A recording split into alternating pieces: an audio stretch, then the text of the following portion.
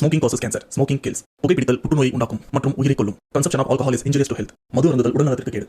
Subscriber Real Life Incident inspired by subscribers. இந்த சந்தாதாரர்களின் உண்மை சம்பவம் உங்களால் உருவாக்கப்பட்டவை.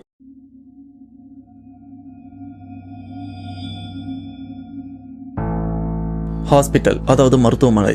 ஹாஸ்பிட்டல் அப்படின்ற ஒரு பேரை கேட்டாலே கண்டிப்பா நமக்குள்ள ஒரு இனம் புரியாத மாற்றம், ஒரு இனம் புரியாத பயமும் கண்டிப்பா வரதுக்கு வாய்ப்பு இருக்கு. அதுக்கு காரணம் ஹாஸ்பிட்டல் அப்படின்ற ஒரு இடத்துல சின்னதா அடிப்பட்டதுல இருந்து உயிருக்கு போராடுற வரைக்கும் நிறைய பேர் அந்த இடத்துல ட்ரீட்மெண்ட்டும் பார்த்துட்டு இருப்பாங்க. அதுல சில பேர் இல்ல, அன்னைக்கு ட்ரீட்மெண்ட் பார்க்கறதுல பல பேர் இறந்து போறது கூட நிறையவே வாய்ப்பு இருக்கு. அப்படி இறந்து போனவங்களோட ஆன்மா மோஸ்டா அந்த ஹாஸ்பிட்டல்ல அதிகமா உலா வரும் அப்படின்னு நிறைய பேர் பார்த்ததும் சொல்லியிருக்காங்க, நிறைய பேர் கேள்விப்பட்டதும் சொல்லியிருக்காங்க. ஏன் நம்ம சேனல்லையும் அந்த மாதிரி நிறைய உண்மை சம்பவங்களையும் பார்த்துருக்கோம். இந்த இடத்துல நம்ம சப்ஸ்கிரைபர்ல ஒருத்தர் ஹாஸ்பிட்டலுக்கும் போறாங்க. பட் போன இடத்துல தெரியாதனமா ஒரு பேய்கிட்டையும் மாட்டிக்கிட்டு படாத பாடுபடுறாங்க. அதுவும் ஒரு ஆண் பேய் கிட்ட மாட்டிக்கிறாங்க. அப்படிப்பட்ட அந்த ஆண் பேய் நம்ம சப்ஸ்கிரைபர் இவங்களை நிறையவே உடல் ரீதியாகவும் சரி மன ரீதியாகவும் சரி நிறையவே தொந்தரவு பண்ணிருக்கு. அப்படிப்பட்ட பிரச்சனைல இருந்து நம்ம சப்ஸ்கிரைபர் வெளியில வந்தாங்களா, இதுல என்னென்ன ப்ராப்ளம்லாம் ஃபேஸ் பண்ணாங்க, எதனால இந்த பேய் கிட்ட இவங்க மாட்டினாங்க, அந்த ஹாஸ்பிட்டல் எங்க இருக்கு அப்படின்னு முழு விவரத்தையும் இந்த வீடியோல நாம தெளிவா பார்க்க போறோம். அதுக்கு முன்னாடி இந்த மாதிரி பேய் சம்பவம் உங்க லைஃப்ல நடந்திருக்கா? அப்படி நடந்ததுன்னா அது நீங்க என்கிட்ட ஷேர் பண்ணணும்னு நினைச்சீங்கன்னா டிஸ்பிளேல தெரியுற இந்த வாட்ஸ்அப் நம்பருக்கு உங்க லைஃப்ல நடந்த அந்த பேய் சம்பவத்தை ஒரு வாய்ஸ் நோட்டா எனக்கு நீங்க ஷேர் பண்ணுங்க. அப்படி நீங்க ஷேர் பண்றது உண்மை சம்பவம் உண்மையிலே த்ரில்லிங் இருந்ததுன்னா கண்டிப்பா நம்ம சேனல்ல போஸ்ட் பண்றேன். சோ ஓவரா பேசாம வீடியோல போலாம். நீங்க நம்ம சேனல் போஸ்ட் நம்ம இருக்காம சேனல் சப்ஸ்கிரைப் பண்ணுங்க, பெல் பட்டன் கிளிக் பண்ணுங்க. இப்ப நம்ம வீடியோல போலாம்.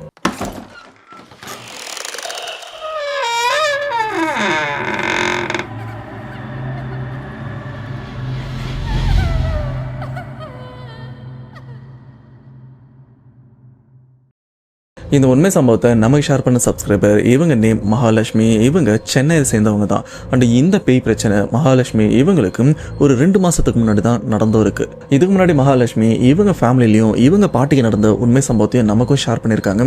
அது எல்லாத்தையுமே நாம பார்த்துட்டோம். பட் இது இப்போ ரீசெண்டா இவங்களுக்கும் நடந்திருக்கு. இந்த பிரச்சனைல இவங்க மாட்டிக்கிட்டு இவங்க படுற பாட்டு எப்படி இருக்குன்னா, என்னால் வாழவும் முடியல, சாகவும் முடியல, தினம் ஒரு நரக வேதனையை அனுபவிச்சுட்டு இருக்கேன் அப்படின்னு ரொம்பவே ஃபீல் பண்ணி தான் அந்த ஒரு வாய்ஸ் நோட்டையும் நமக்கும் ஷேர் பண்ணிருக்காங்க. சரியா 2025 ஏப்ரல் மாசம் இந்த சம்பவத்தை நமக்கு ஷேர் பண்ண மகா, அந்த சமயம் மகா இவங்களுடைய அத்தை அவங்களுக்கு உடல்நிலை சரியில்லாமல் இருந்திருக்கு. இதுல அவங்க அத்தையை பத்தி சொல்லணும்னா, அத்தை இவங்களுக்கு ஒரு பையன் ஒரு பொண்ணு இருந்திருக்காங்க. பட் கணவர் இவர் எப்போ இறந்து போயிட்டு இருக்காரு. இது கூடவே பாத்தீங்கன்னா அடுத்து அவங்க மகனும் ஒரு ஆக்சிடென்ட்ல போன வருஷம் இறந்தும் போயிட்டு இருக்காரு. இப்போ அத்தை அவங்க பொண்ணு மட்டும்தான் இருந்துட்டு இருக்காங்க. இதுல அத்தை இவங்களுக்கு உடல்நிலை சரியில்லை அப்படின்றதுனால சென்னை GH ஹாஸ்பிட்டல்லையும் அவங்களையும் அட்மிட் பண்ணிருக்காங்க. அட்மிட் பண்ணது மட்டும் இல்லாம அடுத்த ஒரு வாரம் வரைக்கும் அவங்க ஹாஸ்பிட்டல்ல தான் இருக்கணும். அவங்களுக்கு சில ட்ரீட்மெண்ட் ஆபரேஷன்லாம் பண்ண வேண்டிய இருக்கு. இப்படி அத்தைய ஹாஸ்பிட்டல் அட்மிட் பண்ணதுக்கு அப்புறம் அத்தையோட பொண்ணு இருக்காங்க, அவங்க பேரு வனிதா அண்ட் மகா. இவங்க 2 பேருமே ஹாஸ்பிட்டல் போயிட்டு அத்தை அட்மிட் பண்ணதுக்கு அப்புறம் இந்த 2 பெண்களுமே அத்தை கூட தங்கி இருக்காங்க. பொதுவா கவர்மெண்ட் ஹாஸ்பிட்டல்ல பாத்தீங்கன்னா எப்ப பிளட் டெஸ்ட் எடுப்பாங்க, எப்ப மருந்து கொடுப்பாங்க, எப்ப டாக்டர் வருவாங்க அப்படின்னு தெரியாது. இது மட்டும் இல்லாம பிளட் டெஸ்ட் எடுத்தா அந்த ரிப்போர்ட்டை வாங்கிட்டு வரதுக்கு வேற பிளாக்குக்கும் போயிட்டு வர வேண்டியிருக்கும். ஸோ இதனால வனிதா மகா இவங்க 2 பேருமே, இதுல வனிதா அவங்க அம்மா பாத்துக்கிறாங்க, மகா இவங்க அந்த ரிப்போர்ட்டை வாங்குறது, டாக்டர் பாக்குறது அப்படின்னு இந்த மாதிரி அவங்களுக்கு கூட ஒத்தாசையாவும் இருந்துட்டு இருக்காங்க. இப்படி மகா வனிதா இவங்க அடுத்த 2 நாள் வரைக்கும் அந்த ஹாஸ்பிட்டல்ல தான் இருந்திருக்காங்க. மகா இவங்களுக்கும் வேலை இருக்கிறதுனால வனிதா கிட்ட சொல்லிடுறாங்க, நீ அட்ஜஸ்ட் பண்ணிக்கடி, நான் வேலையை முடிச்சுட்டு வரேன் அப்படின்னு சொல்லிட்டு மகா இவங்களும் ஹாஸ்பிட்டல் விட்டு கிளம்பி வீட்டுக்கு வந்துடுறாங்க. அப்படி வீட்டுக்கு வந்த அடுத்த நாள் அத்தை இவங்களுக்கும் ஆபரேஷன் நடக்குது. நல்லபடியா ஆபரேஷனும் முடியுது. அப்படி அடுத்த நாள் ஆபரேஷன் முடிஞ்சதுக்கு அப்புறம் பாத்தீங்கன்னா கூட ஒத்தாசையா இருக்கிற அவங்க பொண்ணான வனிதா அவங்களுக்கு பீரியட்ஸ் வருது. ஸோ இதனால வனிதா இவங்களும் மகாக்கு கால் பண்றாங்க. கால் பண்ணி, எனக்கு பீரியட்ஸ் வந்துருச்சு, என்னால இங்க கொஞ்சம் கம்ஃபர்ட்டா இருக்க முடியாது, ஒரு 2 நாள் மட்டும் அம்மாவை பாத்துக்க அப்படின்னு சொல்ல மகா இவங்களும் அந்த ஒரு விஷயத்தை புரிஞ்சுக்கிறாங்க. சரிடி, நான் வேலையை முடிச்சுட்டு வந்துடுறேன், நீ கிளம்புறதுனா கிளம்பு, இல்லைனா நான் வந்ததுக்கு அப்புறம் கூட கிளம்பு அப்படின்னு சொல்ல இந்த சைட்ல மகா இவங்களும் வேலையை முடிச்சுட்டு போகலாம் அப்படின்னு மற்ற வேலையெல்லாம் பார்த்துட்டும் இருக்காங்க. அதுக்கேற்ற மாதிரி மகா அவங்க அம்மாவும் மகாவுக்கு கால் பண்ணி, எம்மா இன்னைக்கு நைட்டு ஒரு நாள் மட்டும் அத்தையை பார்த்துக்குமா, அவளுக்கு ஏதோ உடம்பு முடியல, பீரியட்ஸ் போல இருக்கு, இன்னைக்கு ஒரு நாள் மட்டும் பார்த்துக்க அப்படின்னு மகாவோட அம்மா மகாவுக்கும் கால் பண்ணி சொல்றாங்க. இது மட்டும் இல்லாம அத்தையை பார்க்க போறேன், அவங்களுக்கு சாப்பிட்றதுக்கு ஏதாச்சும் வாங்கிட்டு போ அப்படின்னு சொல்ல இந்த சைடில் மகா இவங்களும் சரிம்மா நான் பார்த்துக்கிறேன் அப்படின்னு ஃபோனையும் வைக்கிறாங்க. ஆனால் ஃபோனை வச்ச அடுத்த செகண்ட்ல இருந்து மகா இவங்களுக்கு ஒரு மாதிரி ஃபீல் ஆகுது. அது எப்படின்னா, நாம ஹாஸ்பிட்டல் போகணுமா, இல்லையே எனக்கு ஏதோ தப்பா ஃபீல் ஆகுது, நாம இன்னைக்கு ஹாஸ்பிட்டல் போக வேண்டாம் அப்படின்னு தான் என்னுடைய உள்ளுணர்வு சொல்லுது. இதுக்கு முன்னாடி இப்படி நான் ஃபீல் பண்ணது இல்லையே, என்ன சடனா இப்படிலாம் ஃபீல் ஆகுது அப்படின்னு மகா இவங்களும் ரொம்பவே யோசிக்கிறாங்க ஹாஸ்பிட்டல் போலாமா வேணாமா அப்படின்னு. பட் எண்ட் ஆஃப் த டே ஹாஸ்பிட்டலில் அவங்க அத்தை ட்ரீட்மெண்ட் முடிச்சிட்டும் இருக்காங்க, அவங்கள பார்த்துக்கிறதுக்கு ஆள் இல்லை. ஸோ கண்டிப்பாக நம்ம போய் ஆகணும் அப்படின்னு மகா இவங்களும் ஹாஸ்பிட்டல் கிளம்புறதுக்காக இப்போ ரெடி ஆகிட்டும் இருக்காங்க. இப்படி மகா இவங்களும் ரெடி ஆகிட்டு ஹாஸ்பிட்டலுக்கும் கிளம்பி போகிறாங்க. போகிற வழியில் அத்தைக்கு சாப்பிட, அது இந்த சமயம் அவங்க என்ன சாப்பிடுவாங்களோ அந்த மாதிரி ஒரு சாஃப்டான பொருட்கள்லாம் வாங்கிட்டும் போகிறாங்க. கடைசியாக ஹாஸ்பிட்டல் கிட்டே வந்துட்டாங்க. ஆனால் ஹாஸ்பிட்டல் கிட்ட வரும்போதும் அவங்க உள்ளுணர்வு சொல்லிட்டே இருக்கு, ஏய் நீ ஹாஸ்பிட்டல் போகாத போகாத அப்படின்னு மகாவோட உள்ளுணர்வு சொல்லிட்டு இருக்கு. வேற எந்த சத்தமும் இவங்களுக்கு கேட்கல, அவங்க உள்ளுணர்வு தான் ஹாஸ்பிட்டல் போகாத அப்படின்னு தடுத்துட்டும் இருக்கு. இப்படியே மகா இவங்களும் போகலாமா வேணாமா அப்படின்னு யோசிச்சுட்டே போகிறாங்க. ஆல்மோஸ்ட் ஹாஸ்பிட்டலோட அந்த மெயின் கேட்டுக்கிட்டே வந்துட்டாங்க. மெயின் கேட்டுக்கு கொஞ்சம் தள்ளி தான் இருக்காங்க. அங்கே யோசிச்சுட்டே வரும்போது இவங்க கால் தவறி கீழே விழுந்துடுறாங்க. எப்படி கால் தவறினாங்கன்னு பார்த்தீங்கன்னா அந்த இடத்துல கண்ணாடி துண்டுகள்லாம் உடஞ்சும் இருக்கு. ஸோ இவங்க செப்பல் அதில் வைக்கும்போது அந்த கண்ணாடி துண்டுலாம் வந்து கொஞ்சம் வழவன்னு இருக்கும்ல, அப்படி லைட்டாக வழுக்கியும் விட்டுருக்கு. இவங்களும் அந்த கண்ணாடி துண்டு மேலேயே விழுந்திருக்காங்க. கை இப்படி பேலன்ஸ் வச்சதுல பார்த்தீங்கன்னா இவங்களுக்கு உள்ளங்கையெல்லாம் வந்து ரத்த காயங்களும் ஏற்பட்டிருக்கு. லைட்டாக முட்டையிலையும் அடிபட்டிருக்கு. மகா இவங்களும் அப்படியே லைட்டா நிமிர்ந்தும் பாக்குறாங்க. அந்த இடம் ஃபுல்லா நிறைய கண்ணாடி துண்டுகளா இருந்துட்டு இவங்களே யோசிக்கிறாங்க, என்னடா ஏதோ ஆக்சிடென்ட் ஆன இடம் மாதிரி இருக்கு அப்படின்னு யோசிச்சுட்டே இருக்கும்போது பாத்தீங்கன்னா பக்கத்துல இருந்து ஒரு ஆணுடைய குரலும் கேக்குது, எம்மா பார்த்து போக மாட்டியாமா, இந்த இடத்துல விழுவ, இப்போதாம்மா இந்த இடத்துல ஒருத்தனுக்கு ஆக்சிடென்ட் ஆச்சு, உயிருக்கும் போராடிட்டு இருந்தான், அவனோட ரத்தம் தான் அந்த சைடில் சதுரியும் இருக்கு, இப்போ அந்த ரத்தத்து மேலே உன் ரத்தத்தையும் செஞ்சிருக்கேம்மா, எந்திரிமா எந்திரிச்சு பார்த்து போமா அப்படின்னு சொல்ல. ஆனால் மகா இவங்களும் நிமிந்து அந்த சொல்ற ஆண் இருக்காங்களே அவங்கள பார்க்கல. பட் யாரோ ஒருத்தவங்க இந்த ஒரு வார்த்தையை சொல்றது இவங்களுக்கும் தெளிவாக புரியுது. மகா இவங்க கை ஃபுல்லா அடிபட்டு ரத்தம் வந்தனால இவங்களுக்கும் என்ன பண்றதுன்னு தெரியாம கடையில இருந்து சில பொருட்கள்லாம் வாங்கிட்டு வந்தாங்களா அதெல்லாம் எடுத்துக்கிட்டு அப்படியே அந்த ரத்த கையோட ஹாஸ்பிட்டல் உள்ளேயும் போறாங்க. இப்போ ஹாஸ்பிட்டல் உள்ள போகும்போது மகா இவங்களுக்கு அந்த வெளியில ஏதோ ஒரு நபர் சொன்னார்ல, என்னமா இங்க போய் விழுந்திருக்க, இப்பதான் இந்த இடத்துல ஒருத்தனுக்கு ஆக்சிடென்ட் ஆச்சு அப்படின்னு. அந்த ஒரு விஷயம் மகா இவங்க மைண்ட்லயே ஓடிட்டு இருக்கு. ஐயோ ஆக்சிடென்ட் ஆச்சுன்னு வேற சொல்லியிருக்காங்க, அந்த இடத்துல நம்மளும் விழுந்திருக்கும், திரும்பவும் நமக்கு ஏதாச்சும் பிரச்சனை வந்துருமோ அப்படின்னு இவங்களும் யோசிக்க. ஏன்னா இவங்க லைஃப்ல ஒரு சில பிரச்சனைகள்லாம் வந்திருக்கு, அதை ஆல்ரெடி நம்ம சேனல்லையும் போஸ்ட் பண்ணியிருக்கேன். இன்கேஸ் இதுக்கு முன்னாடி இவங்க லைஃப்ல நடந்த அந்த சம்பவத்தை நீங்க பார்க்கலனா லிங்க் டிஸ்கிரிப்ஷன்லையும் கொடுத்துருக்கேன், மறக்காம பாத்துருங்க. இப்போ மகா இவங்களும் அடிப்பட்ட கையோட அந்த ஹாஸ்பிட்டல் உள்ளேயும் என்டர் ஆகுறாங்க. பட் ரத்தம் கொஞ்சம் அதிகமாக வந்திருக்குல்ல, இதனால என்ன பண்றாங்கன்னா இவங்க கிட்ட ஒரு சின்னதாக கர்ச்சிப்பும் இருக்கு. ஆனால் இவங்க கிட்ட இருக்கிற வாட்டர் பாட்டில் அந்த கர்ச்சிப்பில் தண்ணியை முக்கி அப்படியே ஈரத்தோட கையில் டைட்டாக கட்டிக்கிறாங்க. கட்டினதுக்கப்புறம் அந்த ரத்தம் கொஞ்சம் அடங்குது. ஸோ இப்போ ஹாஸ்பிட்டல் உள்ள வந்துட்டாங்களே, இவங்க கசினான வனிதா அவங்களுக்கும் கால் பண்ணி, நான் ஹாஸ்பிட்டலில் வந்துட்டேன்டி, இப்போ எந்த வார்டில் இருக்கீங்க அப்படின்னு கேட்க, வனிதா அவங்களும் நாங்கள் இப்போ 5th ஃப்ளோரில் இருக்கோம், கொஞ்சம் சீக்கிரம் வாடி, எனக்கும் பெயின் தாங்கலை, நானும் வீட்டுக்கு போகணும் அப்படின்னு வனிதா அவங்களும் மேலே வெயிட் பண்ணிட்டு இருக்காங்க. இப்போ மகா இவங்களும் அப்படியே லிஃப்ட் பிடிச்சி 5th ஃப்ளோருக்கும் போயிடுறாங்க. அந்த இடம் கொஞ்சம் கூட்டமாக தான் இருக்கு.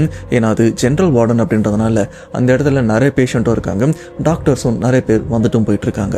இப்போ மகா இவங்க உள்ள போனதுக்கு அப்புறம் வனிதா அவங்களும் அங்க இருந்தும் கிளம்பி வீட்டுக்கும் போயிடுறாங்க. அண்ட் அந்த இடத்துல மகா அவங்க அத்தையை பார்த்துட்டும் இருக்காங்க. அந்த சமயம் அவங்க அத்தைக்கு இந்த ட்ரிப்ஸ்லாம் போடுறதுக்காக நர்ஸும் உள்ள வராங்க. அண்ட் நர்ஸ்க்கு வந்து மகா இவங்களை நல்லா தெரியும், ஏன்னா இதுக்கு முன்னாடி ஒரு 2 நாள் அவங்க அத்தை கூட அங்க இருந்திருக்காங்கல்ல. ஸோ அப்போ 2 பேருக்கும் ஓரளவுக்கு பேசி பழக்கமும் இருக்கு. இப்போ அந்த நர்ஸ் மகா இவங்களை பார்த்த உடனே என்னம்மா எப்படி இருக்கு அப்படின்னு அவங்களும் கேட்க, மகா இவங்களும் நல்லா இருக்குன்னு சொல்றாங்க. அப்போ அந்த நர்ஸ் வந்து என்னம்மா கையில் அடிபட்டிருக்கு என்னாச்சு அப்படின்னு கேட்க, இல்லைங்க நான் ஹாஸ்பிட்டலுக்கு வந்துட்டே இருந்தேன், நம்ம ஹாஸ்பிட்டலுக்கு வெளியில நிறைய கண்ணாடி துண்டுகள்லாம் இருந்தது, தெரியாதனமா அதில் காலை வச்சு அந்த இடத்துல கால் ஸ்லிப்பாகி கீழே விழுந்துட்டேன். அண்ட் என்னோட வெயிட்டுக்கு நான் கையை கீழே வச்சதுனால அங்கே இருக்கிற கண்ணாடி துண்டு என் கையை கிழிச்சிருச்சு அப்படின்னு சொல்லும்போது, ஏம்மா அந்த ஆக்சிடென்ட் ஆன அந்த இடத்துல விழுந்த இப்போ கொஞ்ச நேரத்துக்கு முன்னாடி தான் அந்த இடத்துல ஒரு பையனுக்கும் ஆக்சிடென்ட் ஆயிருக்கு, அந்த பையனை இப்போ ஐசியூல தான் வச்சிருக்காங்க, சரி அதெல்லாம் விடு, நீ வா உனக்கு ஃபர்ஸ்ட் எய்ட் பண்ணலாம் அப்படின்னு சொல்லி அந்த நர்ஸ் இப்போ மகா இவங்களை வேற வார்டுக்கும் கூட்டு போறாங்க. அது ஐசியூ வார்டுக்கு வந்து அப்படியே கொஞ்சம் தள்ளி தான் இருக்கு, அதாவது ஐசியூ வார்டு பக்கமா போய் தான் அந்த வார்டுக்கும் போக வேண்டியிருக்கு. இப்போ மகா அண்ட் நர்ஸ் இவங்க 2 பேருமே அந்த ஐசியூ வார்டையும் கடந்தும் போறாங்க. மகா இவங்களுக்கும் ஒருவேளை அந்த ஆக்சிடென்ட் ஆன பையன் இதுக்குள்ள தான் இருப்பானோ அப்படின்னு அவங்களும் யோசிச்சுட்டு அந்த இடத்தையும் கடந்தும் போறாங்க. அப்படியே உள்ள போனதுக்கு அப்புறம் அவங்களுக்கும் ட்ரீட்மெண்ட் பண்றாங்க. அந்த ஃபர்ஸ்ட் எய்ட்லாம் பண்ணி பேண்டேஜ் எல்லாம் கட்டி விடுறாங்க. அதெல்லாம் கட்டினதுக்கு அப்புறம் ரத்தம் அப்படியே கம்ப்ளீட்டா நின்னுருது. இப்போ பேண்டெல்லாம் போட்டதுக்கப்புறம் அந்த வார்டை விட்டு மகா இவங்களும் வெளியில் வராங்க. மறுபடியும் அந்த ஐசி வார்டை கடந்து போகும்போது பார்த்தீங்கன்னா அந்த ஐசி வார்டுக்குள்ளே இருந்து ஒரு பயங்கர சத்தமும் கேட்குது. அது வேற யாருமே இல்லை, அந்த பையனோட அம்மாவாக இருக்கும் போல இருக்கு. அவங்க தான் அந்த இடத்துல பயங்கரமாக அலறவும் ஆரம்பிக்கிறாங்க. அந்த அலறலுக்கு என்ன காரணம் அப்படின்னு மோஸ்ட்டாக உங்களில் நிறைய பேருக்கு இப்போவே புரிஞ்சிருக்கும். இந்த சத்தம் மகா இவங்களுக்கு ஒரு விதமான பதட்டத்தையும் கொடுக்குது. அண்ட் மகா இவங்க அந்த சைடில் வந்த கொஞ்ச நேரத்திலே நர்ஸ் அவங்களும் பின்னாடியே வராங்க. அவங்க அந்த சத்தத்தை கேட்டு லைட்டா பயந்தும் போறாங்க. இப்ப மகா இவங்களும் சரி ஐசி வார்டு கிட்ட நிக்கிறோம், இங்க இருந்து போயிடலாம் அப்படின்னு அவங்களும் ஒரு 2 ஸ்டெப் அப்படி எடுத்து வைக்கும்போது இந்த ஐசி வார்டோட கதவு நல்ல டம்முன்னு திறக்கிற சத்தமும் கேட்குது. அந்த டம்முன்னு சத்தம் எப்படி இருக்குன்னா இந்த ஸ்ட்ரக்சரை வச்சு கதவு இடிச்சாங்கன்னா ஒரு சத்தம் கேட்கும்ல, அந்த மாதிரி சத்தம் கேட்க மகா இவங்களும் அப்படியே சடனா திரும்பி பாக்குறாங்க. பார்த்தா அந்த ஐசி வார்டுல இருந்து இப்போ ஒரு பையன் ஆக்சிடென்ட் ஆச்சுல, அந்த பையன் ஆக்சுவலா சிகிச்சை பலனின்றி இறந்தும் போயிருக்காரு. அந்த பையனோட உடலை தான் இப்போ அந்த ஸ்ட்ரக்சர்ல வச்சு எடுத்துட்டும் வராங்க வெளியில. அந்த ஸ்ட்ரக்சருக்கு அந்த பக்கமும் இந்த பக்கமும் பார்த்தீங்கன்னா அந்த பையனோட சொந்தக்காரங்க எல்லாருமே பயங்கரமா அழுதுட்டும் இருக்காங்க. இப்படி அந்த ஸ்ட்ரக்சர் இப்போ இங்க மகா நிக்கிறாங்கன்னா அவங்கள கடந்து அப்படியே முன்னாடி போயிட்டும் இருக்கு. அண்ட் பக்கத்தில் தான் நர்ஸ் அவங்களும் இருக்காங்க. ஏமா இங்க நிக்க வேண்டாம், நம்ம போயிடலாம் அப்படின்னு மகா இவங்களையும் கூப்பிட அப்ப மகா இவங்க அந்த ஸ்ட்ரக்சர்ல இறந்து போன அந்த பையனோட உடலை அண்ட் முகத்தையும் பாக்குறாங்க. பார்த்து ரொம்பவே பரிதாபப்படுறாங்க. அதை எப்படி பரிதாபப்படுறாங்கன்னா, சே பார்க்கறதுக்கு சின்ன பையனா இருக்கான், வாழ வேண்டிய வயசுல இறந்து போயிட்டானே, கடவுளே உனக்கு கண்ணு இல்லை அப்படின்னு மகா இவங்களும் ரொம்பவே பரிதாபப்படுறாங்க. இப்போ அந்த ஸ்ட்ரக்சரும் மகா இவங்களை கடந்து ஒரு 4-5 ஸ்டெப்பு முன்னாடியும் போக மகா இவங்களும் அப்படி அந்த ஸ்ட்ரக்சரை அப்படின்ற மாதிரி பார்த்துட்டே இருக்கும்போது பார்த்தீங்கன்னா திடீர்னு ஒரு பொருள் கீழேயும் விழுது. என்னன்னு பார்த்தா பர்ஸ். இந்த பர்ஸ் வந்து அந்த பையனோட அம்மா கையில் வச்சிருந்து அவங்களும் தெரியாதனமா விட்டாங்களான்னு தெரியல. பட் அந்த ஸ்ட்ரக்சர் போகும்போது தான் அந்த பர்ஸும் கீழே விழ இதை மகா இவங்களும் பார்க்குறாங்க. ஆனால் பர்ஸ் கீழே விழுந்தது கூட தெரியாம அந்த அம்மாவும் அழுதுகிட்டே போக அந்த பர்ஸ் எடுத்துகிட்டு போயிட்டு அந்த பையனோட அம்மாட்டையும் கொடுக்குறாங்க. அவங்க அம்மாவும் எதுவுமே பேச முடியாமல் அழுதுகிட்டு அந்த பர்ஸையும் வாங்கிக்கிறாங்க. இப்படி அந்த பர்ஸை கொடுத்ததுக்கப்புறம் அகைன் இவங்களும் ஃபீல் பண்ண சரி நம்ம இங்கேருந்து கிளம்பலாம் அப்படின்னு சொல்லிட்டு மகா இவங்களும் அந்த இடத்த விட்டு கிளம்பும் போது பார்த்தீங்கன்னா அந்த இடம் மோஸ்ட்டாக அந்த டைல்ஸ் கல்லாக தான் இருக்கும். அண்ட் ஹாஸ்பிட்டல் அப்படின்றதுனால அடிக்கடி தொடச்சிட்டு இருப்பாங்க. அந்த சமயம் அவங்க தொடச்சிருக்காங்க போல இருக்கு. அந்த ஈரத்தரையில் கால வச்ச மகா இவங்களும் 2வது அடையா வழிக்கும் கீழே விழுறாங்க. அப்படி கீழே விழுந்ததுல மறுபடியும் அந்த அடிப்பட்டு கட்டு போட்டிருக்காங்கல்ல அந்த கையை கீழே வச்சு ஊனிருக்காங்க. திரும்ப ஊன்னதுல பார்த்தீங்கன்னா அந்த பேண்டேஜ் பிரிஞ்சு மறுபடியும் ரத்தம் லீக் ஆகவும் ஆரம்பிச்சிருக்கு. அதுவும் ரத்தம் உடனே வெளியில் வந்திருக்கு. நல்லவே இல்லை கூட அந்த நர்ஸ் இருந்ததுனால என்னமா நீ அடிப்பட்ட இடத்துல திரும்ப அடிபட்டிருக்கா, சரிவா திரும்ப அதை பிரிச்சுட்டு புதுசாக கட்டு போட்டுடுறேன் அப்படின்னு சொல்லி அந்த நர்ஸும் மறுபடியும் மகா இவங்களை கூட்டு போயிட்டு புதுசாக கட்டு போடுறாங்க. இதுக்கப்புறம் மகா இவங்க அத்தையை தனி ரூமுக்கும் மாத்துறாங்க. மகா இவங்களும் அவங்க அத்தை கூடவே இருந்து அவங்களையும் பார்த்துக்கிறாங்க. இப்படி நடுராத்திரி 12:30 மணி ஆகுது. அண்ட் மகாவும் சரி அவங்க அத்தை ஆல்ரெடி ரெஸ்ட் எடுத்துட்டு இருக்காங்க. இவங்களும் சரி கொஞ்சம் நேரம் தூங்கலாம் அப்படின்னு கண்ணை மூடி தூங்கிட்டு இருக்காங்க. அப்படி தூங்கிட்டு இருக்கும்போது பார்த்தீங்கன்னா அந்த 12:30 மணிக்கு திடீர்னு அந்த வார்டுக்கு வெளியில ஒரு சில நாய்கள்லாம் இருந்திருக்கு போல இருக்கு. திடீர்னு பயங்கரமா குலைக்கவும் ஆரம்பிக்குது. குலைச்ச அந்த ஒரு சத்தத்துல மகா இவங்களும் சரி மயக்கத்துல இருந்த அவங்க அத்தையும் அப்படி முடிச்சிருக்காங்க. மகா இவங்களும் பயத்துல தான் அப்படியே எந்திரிச்சிருக்காங்க. எந்திரிச்சதுக்கு அப்புறம் ஓ நாய்ங்களாம் என்ன நாய்ங்க எல்லாமே ஒரே நேரத்துல ஒரே மாதிரி கத்திட்டு இருக்கு அப்படின்னு இவங்களுக்கும் லைட்டா பயம் இருக்கு. இதுல மகா இவங்களை பத்தி ஒரு விஷயம் சொல்லணும்னா இவங்களுக்கு இந்த நாய்கள்னா ரொம்பவே பிடிக்கும். இவங்க பேக்ல எப்பவுமே இந்த பிஸ்கெட்லாம் வாங்கி வச்சிருப்பாங்க. இன்கேஸ் ரோட்ல இருக்கிற நாய்கள் இல்லைன்னா ஏரியால இருக்கிற நாய்களுக்கு வந்து பசிக்கிற மாதிரி இருந்ததுன்னா இவங்களும் இவங்க வச்சிருக்கிற பிஸ்கெட்டை நாய்களுக்கு போட்டு கொஞ்சம் பாசத்தையும் காட்டுவாங்க. அதே போல தான் இப்ப பிஸ்கெட்டை வாங்கி பேக்லயும் வச்சிருக்காங்க. ஓகே நாய்ங்கெல்லாம் குலைக்குது, ஒருவேளை பசிக்குது போல இருக்கு, நம்ம வார்டை விட்டு வெளியில போயிட்டு நாய்களுக்கு பிஸ்கெட் போடலாம் அப்படின்னு இவங்களும் அந்த வார்டு அந்த ரூமை விட்டு வெளியிலயும் வராங்க. இவங்க ரூமை விட்டு வெளியில வந்து பார்த்தா அந்த வார்டுல ஆளுங்கன்னு யாருமே இல்லை, காலியா இருந்துட்டு இருக்கு. சரி வெளியில நாய்களுக்கு வந்து பிஸ்கெட் கொடுக்கலாம் அப்படின்னு அப்படி வெளியிலயும் வராங்க. ஆனா இந்த இடத்துல ஒரு சின்ன மாற்றம் இருக்கு. அது என்னன்னு பாத்தீங்கன்னா மகா இவங்க ரூம்குள்ள இருக்கும்போது நாய்ங்க குலைக்கிற சத்தம்லாம் பயங்கரமா கேட்டிருக்கும்ல, இவங்களும் பிஸ்கெட் எடுத்துட்டு ரூமை விட்டு வெளியில வந்திருப்பாங்க. வெளியில வந்த அடுத்த செகண்ட் அந்த நாய் குலைக்கிற சத்தம் அப்படியே அமைதியாகிட்டு இருக்கு. இப்போ எந்த நாயும் குலைக்கிற சத்தமும் இல்ல. இப்படி யோசிச்சுட்டே இருக்கும்போது பாத்தீங்கன்னா திடீர்னு இவங்களை கிராஸ் பண்ண மாதிரி ஏதோ ஒன்று வேகமா ஓடுது. என்னடா ஓடுது அப்படின்னு இவங்களும் திரும்பி பார்த்தா நாய் மாதிரி இருக்கிற ஏதோ ஒன்று ஓடுது. இதை பார்த்த மகா இவங்களும் ஓ ஹாஸ்பிட்டல்ல நாய் வந்துருச்சா, சரி அதை கூப்பிட்டு பிஸ்கெட் போடலாம் அப்படின்னு அப்படின்னு இவங்களும் அந்த நாயை கூப்பிடுறாங்க. ஆனால் அந்த நாயும் எந்த ரெஸ்பான்ஸுமே இல்லாமல் வேற திசையை பார்த்து ஓடிக்கிட்டும் இருக்கு. சரி அந்த நாய் அந்த பக்கம் தானே போகுது, மேபி அந்த சைடில் வேற ஏதாச்சும் நாய்கள் கூட இருக்கலாம் அப்படின்னு இவங்களும் அந்த நாய் பின்னாடி போறாங்க. பின்னாடி போன மகா இவங்களும் ஒரு லெவலுக்கு அப்புறம் அந்த நாயும் கொஞ்சம் தூரத்தில் நிற்க மகா இவங்களும் அந்த நாயை கூப்பிடுறாங்க. ஆனால் அந்த நாயை கூப்பிடும்போது அந்த நாய் ஏதோ பயந்தா மாதிரி அந்த இடத்த விட்டும் திரும்ப ஓட இவங்களும் பின்னாடியே போகிறாங்க. கடைசி அந்த நாய் ஒரு இடத்துல போயிட்டு ஆல்மோஸ்ட் அந்த இடம் கொஞ்சம் இருட்டாக இருக்கிற மாதிரியும் இருக்குது. இப்போ வரைக்கும் மகா இவங்களும் தூரத்துல இருந்து தான் அந்த நாயை பார்த்துருக்காங்களே தவிர கிட்ட இருந்து அந்த நாயை பார்க்கல. இப்போ அந்த நாயும் அந்த இருட்டுக்கிட்டேயும் போயிருக்கு. ஓ, நாய் இங்கே தானே இருக்குது, நம்ம போகலாம் அப்படின்னு சொல்லிட்டு மகா இவனும் கிட்ட வராங்க. அப்படி கிட்ட வரும்போது இவ்வளோ நேரம் நாய் நினச்சிட்டு இருந்த அங்கே இருக்கிற அந்த உருவம் அப்படியே அங்கேருந்து எந்திரிச்சு நிற்கவும் ஆரம்பிக்குது. சொல்லப்போனால் ஏதோ ஒரு உருவம் நாய் மாதிரி ஓடி இருக்கு, இவங்களுக்கு தூரத்தில் பார்க்கறதுக்கு நாய் மாதிரி ஒரு உணர்வை கொடுத்துருக்கு. ஆனால் உண்மையிலேயே அங்கே இருந்தது நாயான்னு கேட்டிங்கன்னா கிடையாது. இப்போ அந்த இருட்டில் இருந்து அந்த நாயும் அப்படியே மனுஷன் மாதிரி எந்திரிச்சு நிற்குது. எந்திரிச்சு நின்னதுக்கு அப்புறம் தான் தெரியுது உண்மையிலே இது நாய் கிடையாதுடா, இது மனுஷ ரூபத்தில் இருக்கிற வேற ஏதோ, அந்த வேற எதுவும் கிடையாது, பேய். இதை மகா எப்படி பார்க்குறாங்கன்னா அப்படியே கீழே இருந்து அப்படின்ற மாதிரி பார்க்குறாங்க. பார்த்ததுக்கப்புறம் அவங்க யோசிக்கிற விஷயம், ஐயோ கடவுளே என்ன இது கனவா நினவா அப்படின்னு இவங்களும் அந்த பிஸ்கட் பாக்கெட்டை அப்படியே கையில் நடுக்கத்தோடு வச்சுட்டு இருக்காங்க. அந்த நாய் மாதிரி இருக்கிற உருவம் இப்போ மனுஷன் மாதிரி ஆடினதுக்கப்புறம் இந்த இடத்த விட்டு வேறு திசையை நோக்கி ஓடுது. ஆனால் ஓடுறது எப்படி இருக்குன்னா கை கால்லாம் உடஞ்ச ஒரு மனுஷன் ஒரு மாதிரி தாங்கி தாங்கி ஓடினா எப்படி இருக்கும் அந்த மாதிரி தான் அந்த உருவமும் அப்படி தாங்கி தாங்கி இந்த இடத்த விட்டும் ஓட மகா கையில் இருக்கிற பிஸ்கெட் எல்லாம் போட்டு அவங்க அத்தை இருக்கிற அந்த ரூமுக்கு அலறிட்டே ஓடுறாங்க. இப்படி ஓடினவங்க அவங்க அத்தையோட ரூமுக்கு வந்துட்டு கதவையும் தாப்பால் போட்டுறாங்க. தாப்பால் போட்டு ஒரு பயத்தோட உட்காந்துட்டு இருக்காங்க. அத்தையும் எழுப்ப முடியாது, ஏன்னா ஆல்ரெடி அவங்க பேஷண்ட்டும், ஸோ அவங்கள தொந்தரவு பண்ண முடியாது அப்படின்னு இவங்களும் நடுக்கத்தோட அந்த இடத்துல உட்காந்துட்டு இருக்காங்க. ஐயோ நம்ம என்ன பார்த்தோன்னே தெரியல அப்படின்னு ஒரு பயத்தில் இருக்க அப்புறம் இவங்களே அந்த பயத்திலேருந்து வெளியில் வரத்துக்காக இல்லை நம்ம பார்த்தது வேற ஏதாச்சும் இருக்கும், கண்டிப்பாக அது பேயா இருக்காது, நம்ம ப்ரே பண்ணிக்கலாம் அப்படின்னு சொல்லிட்டு இவங்களும் கண்ணை மூடிட்டு இவங்க இஷ்ட தெய்வத்தெல்லாம் வந்து வணங்கிட்டும் இருக்காங்க. சரிப்பா கொஞ்ச நேரம் தூங்கலாம் அப்படின்னு அதுக்கப்புறம் தூங்க முயற்சி பண்ணுறாங்க. ஆனால் இவங்க கண்ணை மூடனாலே இவங்க கண்ணு முன்னாடி அந்த உருவம் தான் வந்தோ நிற்க நைட்டில் அலறி எந்திரிக்கிறாங்க. இப்படி தூக்கம் வராதனால மகா இவங்க என்ன பண்ணுறாங்கன்னா இவங்களுக்கு முருகர் ரொம்பவே பிடிக்கும். அந்த இடத்துல கந்தசஷ்டி கவசம் அதெல்லாம் பாடவும் ஆரம்பிக்கிறாங்க. அதெல்லாம் பண்ணதுக்கப்புறம் ஓரளவுக்கு ரிலாக்ஸாக இருக்கும். சரி கொஞ்ச நேரம் தூங்கலாம் அப்படின்னு அப்படியே படுத்து தூங்குறாங்க.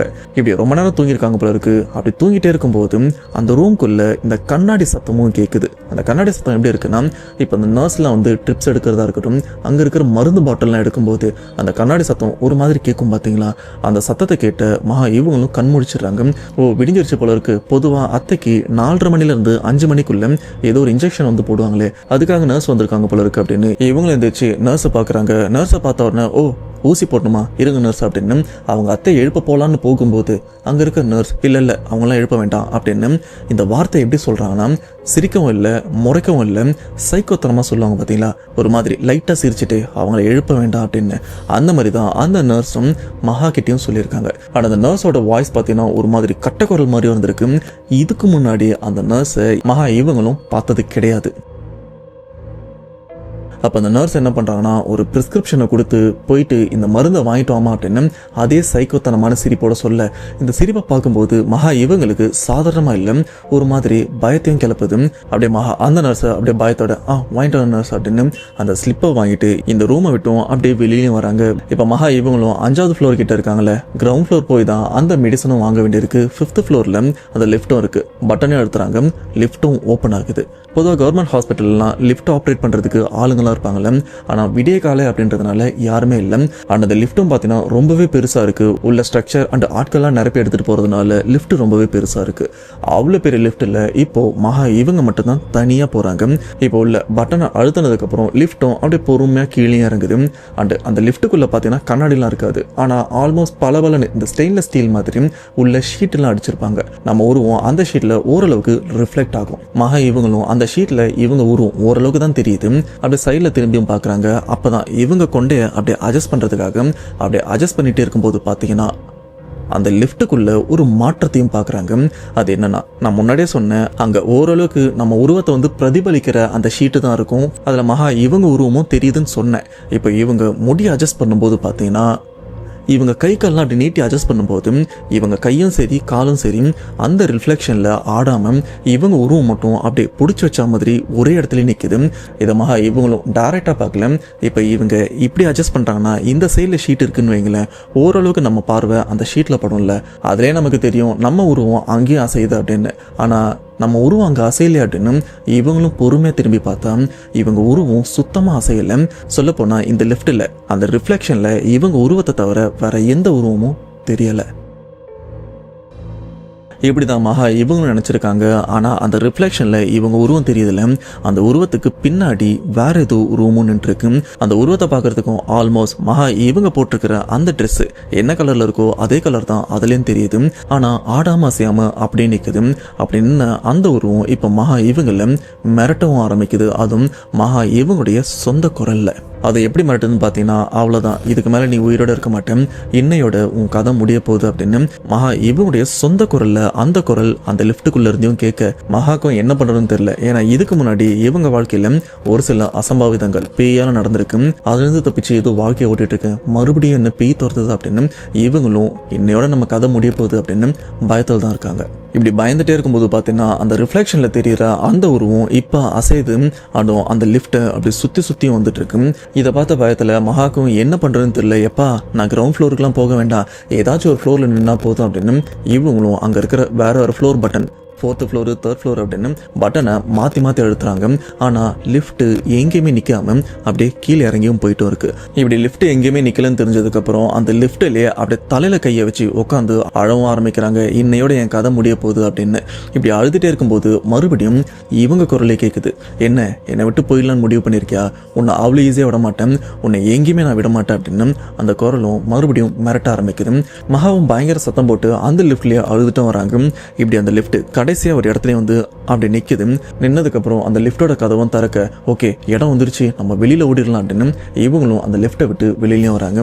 வெளியில் வந்து பார்த்தா அது அண்டர் கிரவுண்டா இல்லை என்னன்னு தெரியல. அந்த இடத்துல மட்டும் ஒரு சில ஆம்புலன்ஸ்லாம் நிறுத்தி வச்சிருக்காங்க. ஆனால் ஆட்கள் அப்படின்னு யாருமே இல்லை. சரி ஏதாச்சும் ஒரு வழி கிடைச்சா போதும், நான் வெளியில் ஓடிடுறேன் அப்படின்னு இவங்களும் அந்த லிஃப்ட்டை விட்டு வெளியில வந்து ஓடுறாங்க. அப்படி ஓடிட்டே இருக்கும்போது இவங்களும் மனசில் கடவுளை நினச்சி பயங்கரமாக ப்ரே பண்ணுறாங்க. என்னை எப்படியாச்சும் இந்த பிரச்சனைலேருந்து காப்பாற்றுங்க அப்படின்னு. இவங்களுக்கு பிடிச்ச கடவுள் முருகர் அப்படின்றதுனால பயங்கரமா ப்ரே பண்ணிட்டே இருக்கும்போது அந்த இடத்துல யாரோ நடக்கிற சத்தமும் கேட்குது. இந்த நடந்து வர சத்தத்தை கேட்ட மகா இன்னமும் பயப்பட ஆரம்பிக்கிறாங்க. அப்படி அந்த இடத்துல பயந்து உட்காரும் போது யாரோ ஒருத்தர் அப்படி டார்ச் அடிச்சுட்டு வந்தா அந்த வெளிச்சம் அப்படி இப்படின்னு நகரும். பார்த்தீங்களா, அந்த வெளிச்சத்தை இவங்களும் பார்க்குறாங்க. பார்த்தது மட்டும் இல்லாமல் ஏதோ ஒரு நம்பர் கிட்ட வந்து, ஏமா யார் மாதிரி இந்த இடத்துல அழுதுட்டு இருக்க அப்படின்னு கேட்க மகா இவங்களும் பொறுமையாக நிமிர்ந்து அந்த ஆளையும் பார்க்குறாங்க. பார்த்தா அவர் அந்த ஏரியா செக்யூரிட்டி போல இருக்கு. அந்த செக்யூரிட்டியை பார்த்ததுக்கு அப்புறம் தான் ஏதோ கடவுளே நேரில் பார்க்குற மாதிரி மகா இவங்களுக்கும் கொஞ்சம் தைரியம் வருது. ஆனால் செக்யூரிட்டி அண்ணனும் கேட்குறாங்க, ஏமா இந்த இடத்துல என்னம்மா பண்ணுற அப்படின்னு கேட்க அந்த லிஃப்ட்டில் நடந்த எல்லா விஷயத்தையுமே செக்யூரிட்டி அவர்கிட்டையும் சொல்ல, சரிம்மா பயப்படாத, இப்போ என்ன நீ 5th ஃப்ளோர் தானே போனோம், வா நானும் கூட வரேன்னு சொல்கிறாங்க. ஆனால் மகா மறுபடியும் அந்த லிஃப்ட்ல ஏறதுக்கு அந்த அளவுக்கு பயந்துருக்காங்க. ஆனால் அந்த செக்யூரிட்டி என்ன, பயப்படாதம்மா நான் கூட இருக்கல, என் கூட வான்னு சொல்லும்போது மகா இவங்களும் அந்த பயத்தை கொஞ்சம் தள்ளி வச்சுட்டு அவர் பின்னாடியும் போகிறாங்க. இப்போ செக்யூரிட்டி அந்த லிஃப்ட் உள்ளேயும் போயிடுறாங்க. மகா இவங்களும் பயத்தோட அப்படியே அந்த லிஃப்ட்டை சுற்றி பார்க்குறாங்க. ஏன்னா இதுக்கு முன்னாடி அந்த இடத்துல ஒரு உருவத்தை பார்த்தாங்கல்ல, அந்த பயத்தோட அப்படியே லிஃப்ட்டுக்குள்ளேயும் போகிறாங்க. ஆனால் இப்போ உருவன்னு எதுவுமே கிடையாது. இப்போ லிஃப்ட்டில் ஏறினதுக்கப்புறம் கிரவுண்ட் ஃப்ளோர் பட்டனை அழுத்துறாங்க. கிரவுண்ட் ஃப்ளோர்லையும் லிஃப்ட் எந்த பிரச்சனையுமே இல்லாமல் நிற்குது. அந்த கதவும் திறக்குது. பாருமா எந்த பிரச்சனையுமே இல்லை, இப்போ நீ 5th ஃப்ளோருக்கு தானே போகணும், சரி நான் கூட்டு போகிறேன்னு சொல்லிட்டு 5th ஃப்ளோர் பட்டனை அழுத்த அந்த லிஃப்டோட கதவு அப்படியே பொறுமையாக மூடி அந்த இடத்த விட்டும் அப்படி நகர்ந்து இப்போ 5வது தளத்தை நோக்கியும் போயிட்டு இருக்கு. இப்போ லிஃப்ட்டுக்குள்ளே இருக்கிற செக்யூரிட்டி இவரும் அந்த லிஃப்ட்டில் ரிஃப்ளெக்ஷன் ஆகிற அந்த ஸ்டெயின்லெஸ் ஷீட்டு சொன்னல, ஆல்மோஸ்ட் கண்ணாடி மாதிரி இருக்கும்ல, அதை இவரும் ஒரு மாதிரி பார்க்குறாரு. அதுவும் சைடில் பார்க்குறாரு. இப்படி பார்த்துட்டு இருக்கும்போது இதை மகா இவங்களும் பார்க்குறாங்க. அண்ணே அந்த இடத்துல தான் நான் அந்த உருவத்தை பார்த்தேன் அப்படின்னு சொல்ல அந்த செக்யூரிட்டியும் அந்த லிஃப்ட்டையே அப்படியே பார்த்துட்டும் இருக்காரு. ஏமா இப்போ பாரு எதுவுமே இருக்காது அப்படின்னு சொன்னதுக்கப்புறம் மகா இவங்களும் நல்லா சுற்றி பார்க்குறாங்க.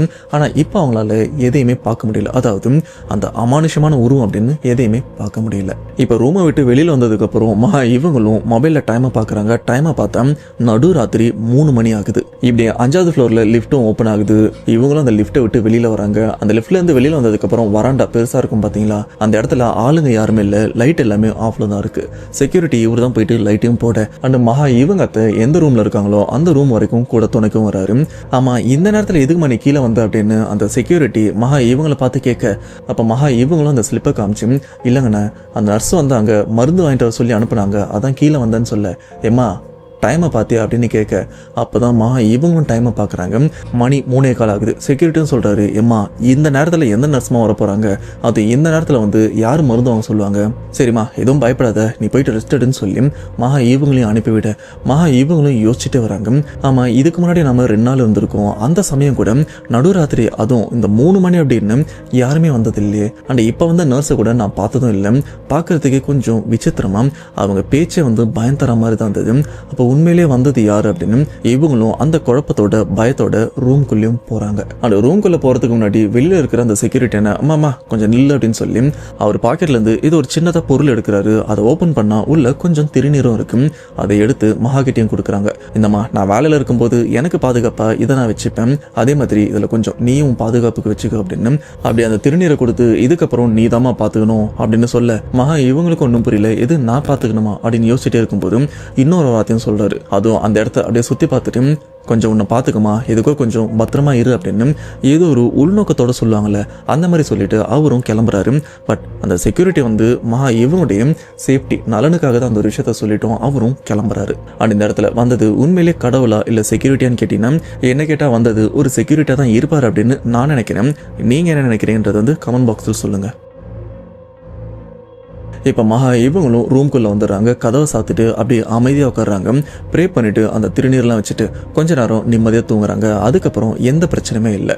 இப்படி பொழுதும் விடிஞ்சிருது. பொழுது விடிஞ்சதுக்கப்புறம் இவங்களோட கசினான வனிதாவும் வீட்டிலேருந்து கிளம்பி அவங்க அம்மாவை பார்க்குறதுக்கு ஹாஸ்பிட்டலுக்கு வந்துடுறாங்க. ஏன்னா பகல் நேரத்தில் மகா இவங்களுக்கும் வேலை இருக்குல்ல, அதனால இவங்க வேலைக்கு போக வேண்டியிருக்கு. இப்போ வனிதா வந்ததுக்கப்புறம் மகா இவங்களும் சரிடி எங்கள் அத்தையை பார்த்துக்க அப்படின்னு சொல்லிட்டு இவங்களும் அந்த ரூமை விட்டு வெளியிலையும் வராங்க. சரி லிஃப்ட்டில் போகலான்னு பார்த்தா லிஃப்ட்டில் அந்த அளவுக்கு கூட்டமும் இருந்துட்டு இருக்கு. நம்ம லிஃப்ட்டுக்காக வெயிட் பண்ணோம்னா கண்டிப்பாக லேட் ஆயிரும், நம்ம படிக்கட்டிலே இறங்கி போயிடலாம் அப்படின்னு இப்போ மகா இவங்களும் 5வது ஃப்ளோர்லேருந்து அப்படியே படிக்கட்டிலையும் இறங்க ஆரம்பிக்கிறாங்க.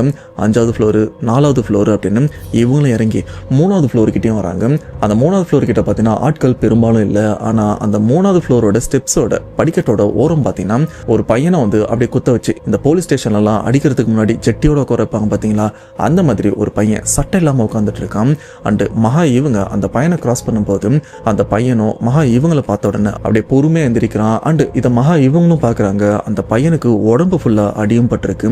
அப்போதான் ஒரு விஷயத்தை நோட் பண்ணுறாங்க. அந்த பையன் ஃபுல்லாக எந்திரிச்சு நிற்கும் போது தான் தெரியுது அந்த பையன் நிர்வாணமாக இருக்கான், சுத்தமாக ட்ரெஸ் போடலை அப்படின்னு. நல்லா கீழே உடலெல்லாம் சுருக்கி உட்காந்தனால கீழே போட்டிருக்கிற பேண்டா டவுசர் அப்படின்னு எதுவுமே தெரியல. பட் ஓவராலாக பார்க்கும்போது சட்டை மட்டும்தான் இல்லைன்னு நினச்சாங்க.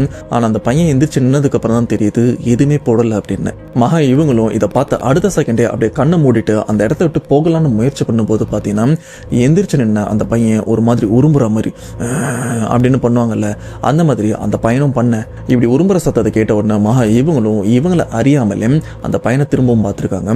அப்போ தான் அந்த பையனை ஒத்து பார்க்குறாங்க. அவன் முகத்தில் உடல்லெல்லாம் பார்த்தீங்கன்னா இந்த கண்ணாடி பீஸ்லாம் குத்தி அப்படியே இருந்ததுன்னா எப்படி இருக்கும், அந்த மாதிரி அவன் முகம் ஃபுல்லாக நிறைய கண்ணாடி துண்டுகள்லாம் சொருகி ரத்தமாக ஒழிஞ்சிட்டும் இருக்கு. அந்த ரத்தம் அவன் உடல்ல மட்டும்தான் ஒழிஞ்சிட்டு இருக்கான்னு பார்த்தீங்கன்னா கீழே டைல்ஸ் ஃபுல்லாக ரத்தமாக இருந்துட்டு இருக்கு. அப்போதான் மகா இவங்களுக்கும் புரியுது இங்கே நிற்கிறது மனுஷன் கிடையாது, இது செத்து போன இது ஒரு பையனோட ஆன்மா அப்படின்னு. ஆனால் அந்த பையன் கோரமாக மகா இவங்களை பார்த்து சிரிக்கிறான். சிரிக்கும் போது கூட அந்த பையனோட இந்த வாய்ப்பகுதியில் கண்ணாடி துண்டுகள்லாம் குத்தி ரத்தமாக ஒழிஞ்சிட்டு இருக்கு. இதை பார்த்த மகா அலறி அடிச்சுட்டு இந்த வாடை விட்டு ஓடும்போது அங்கே யாரோ ஒருத்தவங்க பார்த்துட்டு ஏமா என்னமாச்சு அப்படின்னு கேட்கும்போது மகா இவங்களும் அழுதுட்டு அந்த இடத்துல ஏதோ ஒரு உருவம் இருக்குது அப்படின்னு இவங்களும் சொல்ல அந்த நபரும் திரும்பி பார்க்குறாங்க. ஏமா அந்த இடம் காலியாக தான் இருக்குது, எதை பார்த்து பயப்படுறேன்னு கேட்கும்போது மகா இவங்களும் பயத்தோட அங்கே உருவம் இருந்தது அப்படின்னு இந்த நபரை கொஞ்சம் அங்கே கூட்டும் போகிறாங்க. கூட்டு போனால் அங்கே உருவம் இல்லை, ஆனால் அந்த உருவம் இருந்த அந்த இடத்துல அந்த ரத்த தடங்கள்லாம் இருந்திருக்கு. இதை பார்த்த அந்த நபருக்கு ஒன்றும் புரியல. ஹாஸ்பிட்டல்னா ஒரு சில இடத்துல இந்த ரத்தம் இருக்கிறதெல்லாம் பெரிய விஷயமா அப்படின்னு அவங்களும் அதை பெருசாக எடுத்துக்காம ஃப்ரீயாக விட்டுறாங்க. ஆனால் மகா இவங்களுக்கு தெரியும் இந்த ரத்த தடம் எப்படி வந்தது அப்படின்னு. இதுக்கப்புறம் மகா இவங்களும் என்னை விட்டா போதும் அப்படின்னு சொல்லி அந்த ஹாஸ்பிட்டலை விட்டு வீட்டுக்கு வந்துடுறாங்க. அன்னைக்கு வேலைக்கும் போல பயத்தோட வீட்லேயும் உட்காந்துட்டு இருக்க மகாவோட அம்மா என்னமாச்சு உனக்கு, ஏன் பயந்துருக்கு அப்படின்னு கேட்க இவங்களும் இது வரைக்கும் நடந்த எல்லா விஷயத்தையுமே அம்மா கிட்ட சொன்னதுக்கப்புறம் அம்மா பதறியும் போகிறாங்க.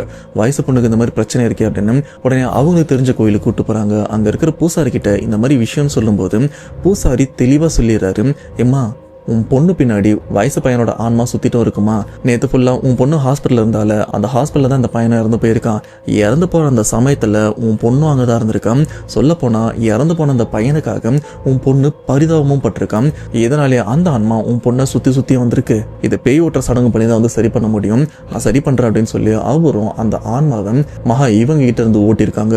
ஓட்டினதுக்கு அப்புறம் மகா கையில ஒரு தாயத்தம் கட்டியிருக்காங்க. ஏமா இந்த தாயத்தை மட்டும் தயவு செஞ்சு கழட்டிடாத, ஒரு 3 மாசம் மட்டும் உன் கையில இருக்கட்டும், அதுக்கப்புறம் என்ன கழட்டிக்கோ அப்படின்னு சொல்லியிருக்காங்க. ஸோ இதெல்லாம் பண்ணதுக்கு அப்புறம் மகா இவங்களுக்கும் எந்த பிரச்சனையுமே இல்லாம நிம்மதியாக தான் இருந்திருக்காங்க. இப்படி ஒரு சில நாட்கள் தான் போயிருக்கு, மாசம்லாம் இல்லை, ஒரு சில நாட்கள் தான் போயிருக்கு. ஹாஸ்பிட்டல் இருக்கிற அத்தை அவங்களும் ட்ரீட்மெண்ட் முடிஞ்சிட்டு நல்லபடியா வீட்டுக்கு வராங்க. இப்போ அத்தை இவங்களும் ஹாஸ்பிட்டல்லேருந்து வந்ததுக்கப்புறம் இவங்களுக்கு இப்போ உடம்பு முடியல, அதனால் மகா இவங்க என்ன பண்ணுறாங்கன்னா இவங்க வீட்டிலே அத்தை இவங்களுக்கு ஒரு ரூமை ஒதுக்கி வச்சுருக்காங்க. கொஞ்ச நாளைக்கு உடம்பு தேர்ற வரைக்கும் அத்தையும் சரி அத்தை பொண்ணும் 2 பேருமே இங்கே தங்கி இருக்கட்டும் அப்படின்னு அவங்க 2 பேருமே அந்த ரூமில் தான் தங்க வச்சுருக்காங்க. இப்படி அத்தை வீட்டுக்கு வந்த அன்னைக்கு பார்த்தீங்கன்னா மகா இவங்களும் காலையில் குளிச்சுட்டு அன்னைக்கு அவங்க ரூமில் ட்ரெஸ் மாற்றிட்டு இருக்காங்க. அப்படி ட்ரெஸ் மாற்றிட்டு இருக்கும்போது பார்த்தீங்கன்னா சடனாக இவங்க ரூம் கதவை யாரோ திறந்துட்டும் உள்ளே வராங்க. யாருன்னு பார்த்தா அத்தை பொண்ணான வனிதா வந்திருக்காங்க. இதை பார்த்த மகா இவங்களுக்கும் நம்ம அத்தை பொண்ணு தானே, அவளும் பொண்ணு தான், நான் ட்ரெஸ் மாத்துறதா அவள் பார்த்தா என்ன பார்க்கலனா என்ன அப்படின்னு அவங்களும் அந்த ஒரு விஷயத்த பெருசாக எடுத்துக்கல. பட் ஆரம்பத்தில் அவங்க யோசிச்ச விஷயம், எப்பவுமே இவ என் ரூம்குள்ளே வரதா இருந்தால் கதவை தட்டிட்டு தான் உள்ளேயும் வருவான், ஆனால் இப்போ என்ன சடனாக உள்ளே வந்திருக்கான், உள்ளே வந்தது மட்டும் இல்லாமல் நான் ட்ரெஸ் மாத்துறதும் ஒரு மாதிரி பார்க்குறாளே அப்படின்னு இவங்களுக்கு லைட்டாக கூச்சமும் இருந்திருக்கு. ஆனால் எண்டாத்தடே அவளும் பொண்ணு நானும் பொண்ணு என் அத்தை பொண்ணு தானே அப்படின்னு மகா இவங்களும் பெருசாக எடுத்துக்கல. இவங்களும் கண்டிப்பாக ட்ரெஸ் மாத்திர விஷயத்தையும் பண்ணிட்டு இருக்க. இப்போ வனிதா இவங்களும் மகா கிட்டையும் வராங்க. கிட்ட வந்து மகாவோட கையை பிடிச்சி என்னங்க எப்படி இருக்கீங்க, லாஸ்டா உங்களை ஹாஸ்பிட்டல்ல பார்த்தது அப்படின்னு சொல்லும்போது மகாவுக்கு ஒன்றும் புரியல. இது ஹாஸ்பிட்டல்ல பாத்தியா, என்னடி லூசு மாதிரி வளரிட்டு இருக்கு அப்படின்னு கேட்க, அப்போ வனிதா சொல்ற விஷயம் இல்லைங்க உங்களை பார்க்கணும்னு தான் வந்தேன் அப்படின்னு வனிதா விசித்திரமா நடந்துக்கும் ஆரம்பிக்கிறாங்க. விசித்திரமா பேசிட்டும் இருக்காங்க. ஆனா அப்ப வரைக்கும் மகாக்கு வனிதா மேல எந்த சந்தேகமும் வரல. ஒருவேளை அத்தைக்கு உடம்பு சரியில்லை, இவளும் ஒழுங்கா தூங்கல, அதனால கொஞ்சம் மன அழுத்தத்தோட இருக்கா போல இருக்கு, அதனால தான் இப்படி நடந்துக்கிறா அப்படின்னு, ஏய் அம்மாவுக்கு ஒன்றும் இல்லடி எல்லாம் சரியாயிடும் அப்படின்னு மகா வனிதா வந்து கொஞ்சம் ஆறுதல் படுத்துறாங்க. ஆனா வனிதா மகாவோட கையை பிடிச்சிருக்காங்கள, அந்த கையை பிடிச்சிருக்கிற விஷயம் எப்படி இருக்குன்னா, ஒரு பையன் ஒரு பொண்ணை ஆசையா கையை பிடிச்சாங்கன்னா அந்த உணர்வு எப்படி இருக்கும், சேம் அதே மாதிரி தான் மகாக்கும் ஃபீல் ஆயிருக்கு. இது மட்டும் இல்லாமல் மகா இல்லடி எனக்கு ஆஃபீஸ் இருக்கு, நான் ஆஃபீஸை முடிச்சுட்டு வந்துடுறேன், நீ ரெஸ்ட் எடுன்னு சொல்லிட்டு மகாவும் கிளம்பி ஆஃபீஸுக்கும் போயிடுறாங்க. அண்டு இதுக்கு அடுத்தடுத்த நாளில் பார்த்தீங்கன்னா வனிதாவோட நடவடிக்கை ரொம்பவே விசித்திரமாகவும் இருக்கு. எப்பவுமே இவங்க வீட்டில் ஒத்தாசைக்கு நிறைய வேலையும் செய்வாங்க. ஆனால் இந்த சம்பவத்துக்கு அப்புறம் நான் எதுக்கு இதெல்லாம் செய்யணும், என்னால இதெல்லாம் செய்ய முடியாது அப்படின்னு ரொம்பவே விசித்திரமாக நடந்துக்க இது வீட்டில் இருக்கிற எல்லாருக்குமே ஒருவித சந்தேகத்தையும் எழுப்புது. ஆனால் மகாக்கு மட்டும் எந்த விதமான சந்தேகமும் வரல. இவர் ரொம்ப டிப்ரெஷனில் இருக்கா, அதனால தான் இப்படி நடந்துக்கிறான், எல்லாமே காலப்போக்கில் சரியாயிரும் அப்படின்னு வீட்டில் சமாதானப்படுத்தியும் வைக்கிறாங்க. இப்படி அன்னைக்கு ஒரு நாள் மகா அவங்க ரூம்ல தூங்கிட்டு இருக்கும்போது கதவெல்லாம் சாத்திட்டு தான் தூங்கிட்டு இருக்காங்க. அப்போ மகாவோட ரூம் கதவை யாரோ தட்டுற சத்தமும் கேட்குது. யாரா இந்த நேரத்தில் கதவை தட்டுறா அப்படின்னு இவங்களும் கதவை திறந்து பார்த்தா வாசலுக்கு வெளியில வனிதா கையில பெட்ஷீட் தலகாணியோட நிக்கிறாங்க. என்னடி இங்க என்ன பண்ற அப்படின்னு கேட்க, இல்ல மகா எனக்கு தனியா படுக்கிறதுக்கு ஒரு மாதிரி இருக்கு, நான் உன் கூடவே படுத்துக்கிறேன் அப்படின்னு ஒரு மாதிரி ஆசையா சொல்லுவாங்கல்ல, அந்த மாதிரி வனிதாவும் சொல்ல மகா இவங்களுக்கும் இது பெருசா தப்பா படல. ஏவா வந்து படுத்துக்க அப்படின்னு சொல்லி இப்ப 2 பேருமே ஒன்னா பக்கத்துல படுத்து தூங்கிட்டு இருக்காங்க. இப்படி நல்லா தூங்கிட்டு இருக்கும்போது மகா இவங்களுடைய உடலை வந்து யாரோ தப்பான விதத்துல தொட்டா எப்படி இருக்கும், அந்த மாதிரி இவங்களும் தூக்க கலகத்துல ஃபீல் பண்றாங்க. அப்ப மகா யோசிக்கிற விஷயம், இல்லையே என்னை நைட்டு தூங்கும்போது யாருமே இந்த மாதிரிலாம் தொட மாட்டாங்களே அப்படின்னு இவங்களும் பொறுமையாக கண்ணை திறக்கிறாங்க. பொறுமையாக கண்ணை திறக்கும்போது பக்கத்தில் படுத்திருந்த வனிதா இவங்களும் வேணும்னே மகா இவங்களுடைய சில உடல் பாகங்களை வந்து வேணும்னே தொட்டா எப்படி இருக்கும், அந்த மாதிரி தொடர விஷயத்த வந்து இவங்களும் தெளிவாக பார்க்குறாங்க. பார்க்கும்போது இவங்களுக்கும் உடம்பு லைட்டாக கூசி இருக்கு. உடனே வனிதா எழுப்பி, ஏய் என்ன பண்ற, என்ன ஏதாச்சும் தப்பான விதத்தில் என்ன தொட்டியா அப்படின்னு ஓப்பனாகவே கேட்டுறாங்க. இந்த ஒரு விஷயத்த கேட்ட வனிதா இவங்களும் என்ன சொல்றாங்கன்னா, இல்ல மகா எனக்கு ஏதோ கெட்ட கனவு வந்தது, அதனால மேபி ஏதாச்சும் தப்பா பண்ணியிருப்போம் போல இருக்கு அப்படின்னு அவங்களும் கனவு வந்த மாதிரி மென்ஷன் பண்றாங்க. ஆனா இவ்வளவு நடந்ததுக்கு அப்புறம் கூட மகாக்கு வனிதா மேல எந்த விதமான சந்தேகமும் இப்ப வரைக்கும் வரல. அதுக்கு காரணம் இப்போ வரைக்கும் வனிதா பேய் பிடிச்ச மாதிரி ஒரு மாதிரி பாக்குறது நடந்துக்கிறது அப்படின்னு எந்த விஷயமும் பண்ணல. அதனாலதான் யாருக்குமே சந்தேகம் வரல. இப்ப மகா வனிதாவை பார்த்து சரிடி கெட்ட கண்ணு வந்திருக்குன்னு சொன்னல, இரு நான் திருநீர் எடுத்துட்டு வரேன், அதை வச்சுட்டு தூங்கினா சரியாயிரும் அப்படின்னு மகா சொல்றாங்க. ஆனா இதை கேட்ட வனிதா ஒரு மாதிரி பயந்த மாதிரி இல்ல வேணாம் வேணாம் அப்படின்னு பயந்த மாதிரியும் சொல்றாங்க. அந்த மகாக்கும் சரிடி உனக்கு வேணாம்ல, சரி விடு நான் எனக்கு போய் வச்சுட்டு வரேன் அப்படின்னு மகா இவங்க எந்திரிக்க. ஆனா மகா இவங்க எந்திரிக்கும் போது வனிதா அவங்க மகாவோட கையை பிடிச்சும் இல்ல நீயே வைக்க வேண்டாம் அப்படின்னு ஒரு மாதிரி பதட்டத்தோட பயத்தோட சொன்னா எப்படி இருக்கும். அந்த மாதிரி தான் இப்போ வனிதா இவங்களும் நடந்துக்கிறாங்க விசித்திரமா. ஆனா இதெல்லாம் யூகிக்கும் போது மகாக்கும் ஓகே இவ பயத்தினால இப்படி சொல்றா போல இருக்கு அப்படின்னு அதை பெருசா எடுத்துக்கல. இதுக்கப்புறம் 2 பேருமே அமைதியா தூங்குறாங்க. இப்படி பொழுதும் விடியுது. பொழுது விடிஞ்சதுக்கு அப்புறம் பாத்தீங்கன்னா மகாவோட ஃப்ரெண்ட்ஸ் எல்லாருமே வீட்டுக்கும் வராங்க. அன்னைக்கு சும்மா கெட் டுகெதர் மாதிரி அவங்க வீட்டுல சும்மா அவங்க மீட் பண்றதுக்கும் வந்திருக்காங்க. இப்ப எல்லாருமே வீட்டுல ஜாலியா ஃபன் பண்ணிட்டு இருக்காங்க. ஆனா வனிதா இவங்க மகா இவங்களுக்கு அப்படியே எதிர்க்க கொஞ்சம் தள்ளி உட்காந்து மகா இவங்கள ஒரு மாதிரி கோவமா பார்த்துட்டு இருக்காங்க. அந்த கோவம் எப்படி இருக்குன்னா, ஏன் கூட நீ டைம் ஸ்பெண்ட் பண்ணாம இப்போ உன் ஃப்ரெண்ட்ஸ் கூட ஜாலியா பேசிட்டு இருக்கியா அப்படின்ற மாதிரி கோவத்தோட பார்த்துட்டு இருக்காங்க. இந்த ஒரு விஷயத்த கூட இருக்கிற ஃப்ரெண்ட்ஸ் எல்லாருமே ஹேய் என்னடி உன் அத்தை பொண்ணு ஒரு மாதிரி பார்த்துட்டு இருக்கான், அவளுக்கு நாங்க இங்க வந்தது பிடிக்கலையா இல்ல என்ன அப்படின்னு கேட்கும்போது இதை பார்த்த மகா அப்பதான் பாக்குறாங்க.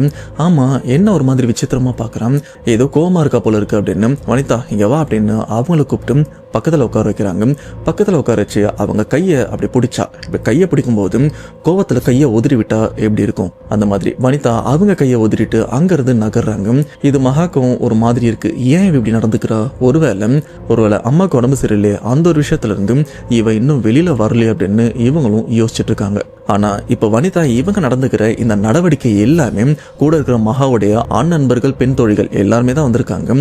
இவங்க நோட் பண்ண விஷயம் என்னன்னா ஏய் அவ ஏதோ விசித்திரமா பண்றான் அண்ட் அவன் நடந்துக்கிற விதம் உன்னை கோவத்தோட பாக்குற விதம் எப்படி இருக்குன்னா ஏதோ ஒரு பையன் பொசசிவா உன்னை கோவத்தோட பார்த்தா அதுவும் லவ் பண்ற பையன் உன்னை பொசசிவா பார்த்தா எப்படி இருக்கும் அந்த மாதிரி தான் அந்த பொண்ணு ரியாக்ட் பண்றா. ஒருவேளை அந்த பொண்ணுக்கு பசங்களை பிடிக்காம பொண்ணு மட்டும் தான் பிடிக்குமா அப்படின்னு இவங்களும் வேற அர்த்தத்துல கேட்க இதை கேட்டமா சீச்சி அப்படிலாம் இல்லடி அவ ஏதோ அம்மாக்கு உடம்பு சரியில்லை அப்படின்னு அந்த ஸ்ட்ரெஸ்ல இருக்கா அதனால தான் இப்படிலாம் ரியாக்ட் பண்றா. அதை தவிர்த்து அவன் நல்ல பொண்ணுடி அப்படிலாம் பண்ண மாட்டா அப்படின்னு முடிஞ்ச வரைக்கும் வனிதாக்கு சப்போர்ட் பண்ணி தான் பேசுறாங்க.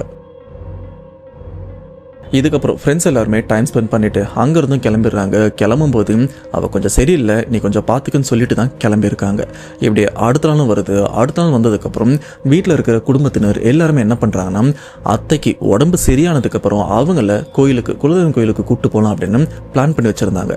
இப்போ அவங்களுக்கு உடம்பு ஆல்மோஸ்ட் சரியாச்சுல, சரி இன்னைக்கு கோயிலுக்கு போகலாம் அப்படின்னு எல்லாருமே கோயிலுக்கும் ரெடி ஆகுறாங்க. வனிதாவையும் ரெடியாக சொல்றாங்க. ஆனா வனிதா இல்ல நாங்கெல்லாம் வரமாட்டோம் அப்படின்னு விசித்திரமா பேசுறது மட்டும் இல்லாம மகா நீயும் போக வேண்டாம் நான் உன் கூட தான் இருப்பேன், எனக்கு உன் கூட தான் இருக்க பிடிச்சிருக்கு, உனக்காக தான் நான் இங்க வந்தேன், என்னால உன்னை விட்டு போக முடியாது அப்படின்னு ஏதோ ஒரு பையன் ஃபீல் பண்ணி பேசினா எப்படி இருக்கும் அந்த மாதிரி தான் வனிதா பேச இதை அவன் குடும்பத்தினர் எல்லாருமே பார்த்து இவ என்ன இப்படி நடந்துக்கிறான் ஏதோ ஒரு பையன் பேசுற மாதிரி பேசுறாள் அப்படின்னு எல்லாருமே கொஞ்சம் ஷாக் ஆகுறாங்க. மகா இவங்கிட்ட தனியா போயிட்டு நான் உனக்காக தான் வந்தேன், உன்னை விட்டு போக மாட்டேன், நீ தானே அன்னைக்கு என்னை பார்த்து பரிதாபப்பட்ட நான் இறந்து போனதுக்கு, நான் உனக்காக தான் வந்தேன், இந்த இடத்த விட்டு போக மாட்டேன் அப்படின்னு சொல்லும் போது மகாக்கு ஒன்றும் புரியல. ஏய் என்ன ஒரு மாதிரி விசித்திரமா பேசுற அப்படின்னு வனிதாவை பார்த்து கேட்க, ஆனா வனிதா இதே விஷயத்த தான் சொல்றாங்க. நீ தானே என்னை பார்த்து பரிதாபப்பட்ட அதனாலேயே உனக்காக நான் வந்திருக்கேன் அப்படின்னு. இது மட்டும் இல்லாம இப்ப எல்லாருமே நீங்க கோயிலுக்கு போகிறதுக்கு தானே பிளான் பண்றீங்க, நீ வேணா பார்த்துட்டே இரு, உங்களால கோயிலுக்கு போக முடியாது, நான் சொல்ற விஷயம் நடக்குதா இல்லையான்னு பாரு அப்படின்னு வனிதா இவங்களும் விசித்திரமா பேச இப்படி சொன்ன அடுத்த செகண்டே பாத்தீங்கன்னா மகா இவங்க வீட்டுல ஒரு அலறல் சத்தமும் கேக்குது. எல்லாருமே பதறியும் ஓடி போய் பாக்குறாங்க. என்னன்னு பார்த்தா பாட்டி வழிக்கு கீழே விழுந்திருக்காங்க. விழுந்ததுல அவங்க கால் உடஞ்சிருக்கு போல இருக்கு. அவசரமா அவங்கள ஹாஸ்பிட்டலுக்கும் கூட்டு போயிருக்காங்க. ஹாஸ்பிட்டல் போனதுக்கு அப்புறம் கிளியரா தெரியுது பாட்டிக்கு கால் உடஞ்சிருச்சு அப்படின்னு. ஸோ பாட்டிக்கும் ட்ரீட்மெண்ட் பார்த்துட்டு இருக்காங்க. இப்போ ஹாஸ்பிட்டல்ல பாட்டியை பார்த்துக்கிறதுக்கு ஒரு சில பேரும் இருக்காங்க, மற்றவங்க எல்லாம் வீட்டுக்கும் வந்துடுறாங்க, இன்க்ளூடிங் மகாவும் வீட்டுக்கு வந்துடுறாங்க. வந்ததுக்கு அப்புறம் வனிதா சொல்ற விஷயம், நான் அப்பவே சொன்னல உங்க யாராலையுமே கோயிலுக்கு போக முடியாது அப்படின்னு, இப்போ நான் சொன்ன மாதிரி நடந்துருச்சா அப்படின்னு ஒரு மாதிரி சைக்கோத்தனமா வனிதா சிரிச்சிட்டும் இருக்காங்க. இப்ப வீட்டுல என்ன பண்றதுன்னு தெரியாம எல்லாருமே அமைதியா அன்னைக்கு நைட்டும் தூங்கிட்டு இருக்காங்க. வழக்கம் போல மகா பக்கத்துல வனிதாவும் படுத்துட்டு இருக்காங்க. அப்படி படுத்துட்டு இருக்கிற அன்னைக்கு நைட்டு கூட வனிதா மகாவுடைய உடலை தப்பான விதத்துல தொட்டுட்டும் இருக்காங்க. அதுவும் மகா நல்லா தூங்கும் போது இவங்களும் முடிச்சு வனிதா அப்படி திரும்பி பார்க்கும்போது வனிதாவோட பார்வை மகா இவங்களை பார்த்த மாதிரி தான் படுத்துட்டு இருக்காங்க. ஏய் நீ என்ன தொட்டியா அப்படின்னு கேட்கும்போது வனிதா சொல்ற அதே விஷயம், எனக்கு கெட்ட கனவு வந்தது, அதனாலதான் நான் உன்னை தொட்டேன் அப்படின்னு. நைட்டு அந்த கெட்ட கனவு நிறைய தடவை வந்திருக்கு போல இருக்கு. நிறைய தடவை வனிதா இவங்களும் மகாவை உடல் ரீதியா கஷ்டப்படுத்திருக்காங்க. மகாவுக்கும் என்ன பண்றதுன்னு தெரியல, அவங்களுக்கும் சங்கடமா தான் இருந்துட்டு இருக்கு. வனிதாவை வேற எங்கன்னா போய் தூங்குன்னு சொன்னாலும் தூங்க மாட்டாங்க, எங்க போனாலும் கடைசியா இங்க வந்து படுத்துடுறாங்க. இதுவே இவங்களுக்கு ஒரு நரக வேதனை மாதிரியும் இருந்திருக்கு. இப்படி ஒரு 1-2 நாட்கள் போயிருக்கு. அதுக்கப்புறம் பாத்தீங்கன்னா மகா இவங்க குடும்பத்துல யாரோ மாலை போட்டிருக்காங்க மலைக்கு. அப்படி மாலை போட்டவங்க மகா இவங்க வீட்டுக்கு வந்து இவங்க குடும்பத்தை சும்மா பார்த்துட்டு போலாம் அப்படின்னு வீட்டுக்கு வந்திருக்காங்க. இப்ப அந்த மாலை போட்ட நபர் வீட்டுக்கு வந்த அந்த சமயம் மகாவும் இருக்காங்க, வனிதாவும் இருக்காங்க. அந்த மாலை போட்ட நபரை பார்த்த வனிதா இவங்களும் பயத்தோட மகா கையை பிடிச்சி அப்படியே நடுக்கத்தோட பிடிச்சிட்டு இருக்காங்க. இவன் பயந்துட்டு இருக்கா, ஏன் இவன் கையெல்லாம் நடுங்குது அப்படின்னு மகா இவங்களும் யோசிச்சுட்டு இருக்க. அப்பதான் இந்த வீட்டுல இருக்கிற எல்லாருக்குமே அந்த அதிர்ச்சியான விஷயம் தெரிய வருது, வனிதாக்கு பேய் பிடிச்சிருக்கு அப்படின்னு. ஏன்னா அந்த மாலை போட்ட நபர் அவருக்கு அடிக்கடி சாமியம் வரும். அவர் உடம்புல சாமி வந்து அந்த இடத்துல ஒரு ஆட்டம் ஆடி வனிதாவோட தலைமுடியை பிடிச்சி இந்த பொண்ணுக்கு பேய் பிடிச்சிருக்கு அப்படின்ற ஒரு விஷயத்தையும் சொல்லியிருக்காங்க. வீட்டுல இருக்கிற எல்லாருமே அதிர்ச்சியான அந்த சமயம் அந்த சாமி வந்த நபர் வனிதாவோட தலைமுடியை பிடிச்சி ஆட்டிட்டு இருக்காருல. அப்ப வனிதாவை பார்த்து கேட்கிறாரு, யாரு நீ, இங்க என்ன பண்ணிட்டு இருக்க அப்படின்னு கேட்ட அடுத்த செகண்டே பாத்தீங்கன்னா வனிதா அந்த சாமி வந்த நபரை அப்படி தள்ளி விட்டு இங்க இருந்து ஓடுறாங்க. ஓடுற விஷயம் எப்படி இருக்குன்னா, இதுக்கு முன்னாடி மகா ஹாஸ்பிட்டல்ல ஆரம்பத்துல நாயெல்லாம் குலைச்சிருக்கும், பிஸ்கெட் போடலான்னு போயிருப்பாங்க. அப்போ நாய் மாதிரி ஏதோ ஒரு உருவம் ஓடி இருக்கும்ல, இவங்க பின்தொடர்ந்து போய் பார்த்திருப்பாங்க. அதுக்கப்புறம் தான் தெரிஞ்சிருக்கும் அது உருவம் அப்படின்னு. சேம் அதே மாதிரி தான் இப்ப வனிதா இவங்களும் நாய் மாதிரி இந்த இடத்தை விட்டு ஓடி ஒளியறாங்க. அப்ப இந்த சாமி வந்தவங்களும் நீ எங்க போனாலும் விட மாட்டேன் அப்படின்னு இவங்களும் பேய் பிடிச்சிருக்கிற வனிதா இவங்க போன திசைக்கும் போறாங்க. போய் பார்த்தா அது மகாவுடைய ரூம். அந்த ரூமோட கதவும் பூட்டி இருக்க. இவங்களும் கதவை தட்டுறாங்க, கதவை தர அப்படின்னு ஆக்ரோஷமா தட்ட உள்ள இருந்து கதவையும் திறக்கல. ஆனா ஆக்ரோஷத்துல கதவை அடிச்சு உடைச்சு உள்ள போய் பார்த்தா ஓரத்துல வனிதா இவங்களும் மயங்கி விழுந்திருக்காங்க. போய் அவங்களை தண்ணி தெளிச்சு எழுப்பி பார்த்தா இப்போ அந்த ஆன்மா அந்த பேய் வந்து வனிதா அவங்க உடம்புலயும் இல்ல, தப்பிச்சா போதும் அப்படின்னு அந்த இடத்த விட்டும் ஓடி இருக்கு. இதுக்கப்புறம் அந்த சாமி வந்த அந்த நபர்கிட்ட இங்க என்ன பிரச்சனை நடக்குது, ஏதாச்சும் சொல்லுங்க, உதவி பண்ணுங்க அப்படின்னு கேட்கும்போது சாமி வந்த நபரும் தெளிவா சொல்லிடுறாங்க, இந்த பிரச்சனையை இழுத்துட்டு வந்தது வேற யாருமே இல்லை, உன் பொண்ணான மகா தான். கொஞ்ச நாளைக்கு முன்னாடி இவ ஹாஸ்பிட்டலுக்கும் போயிருந்தான்.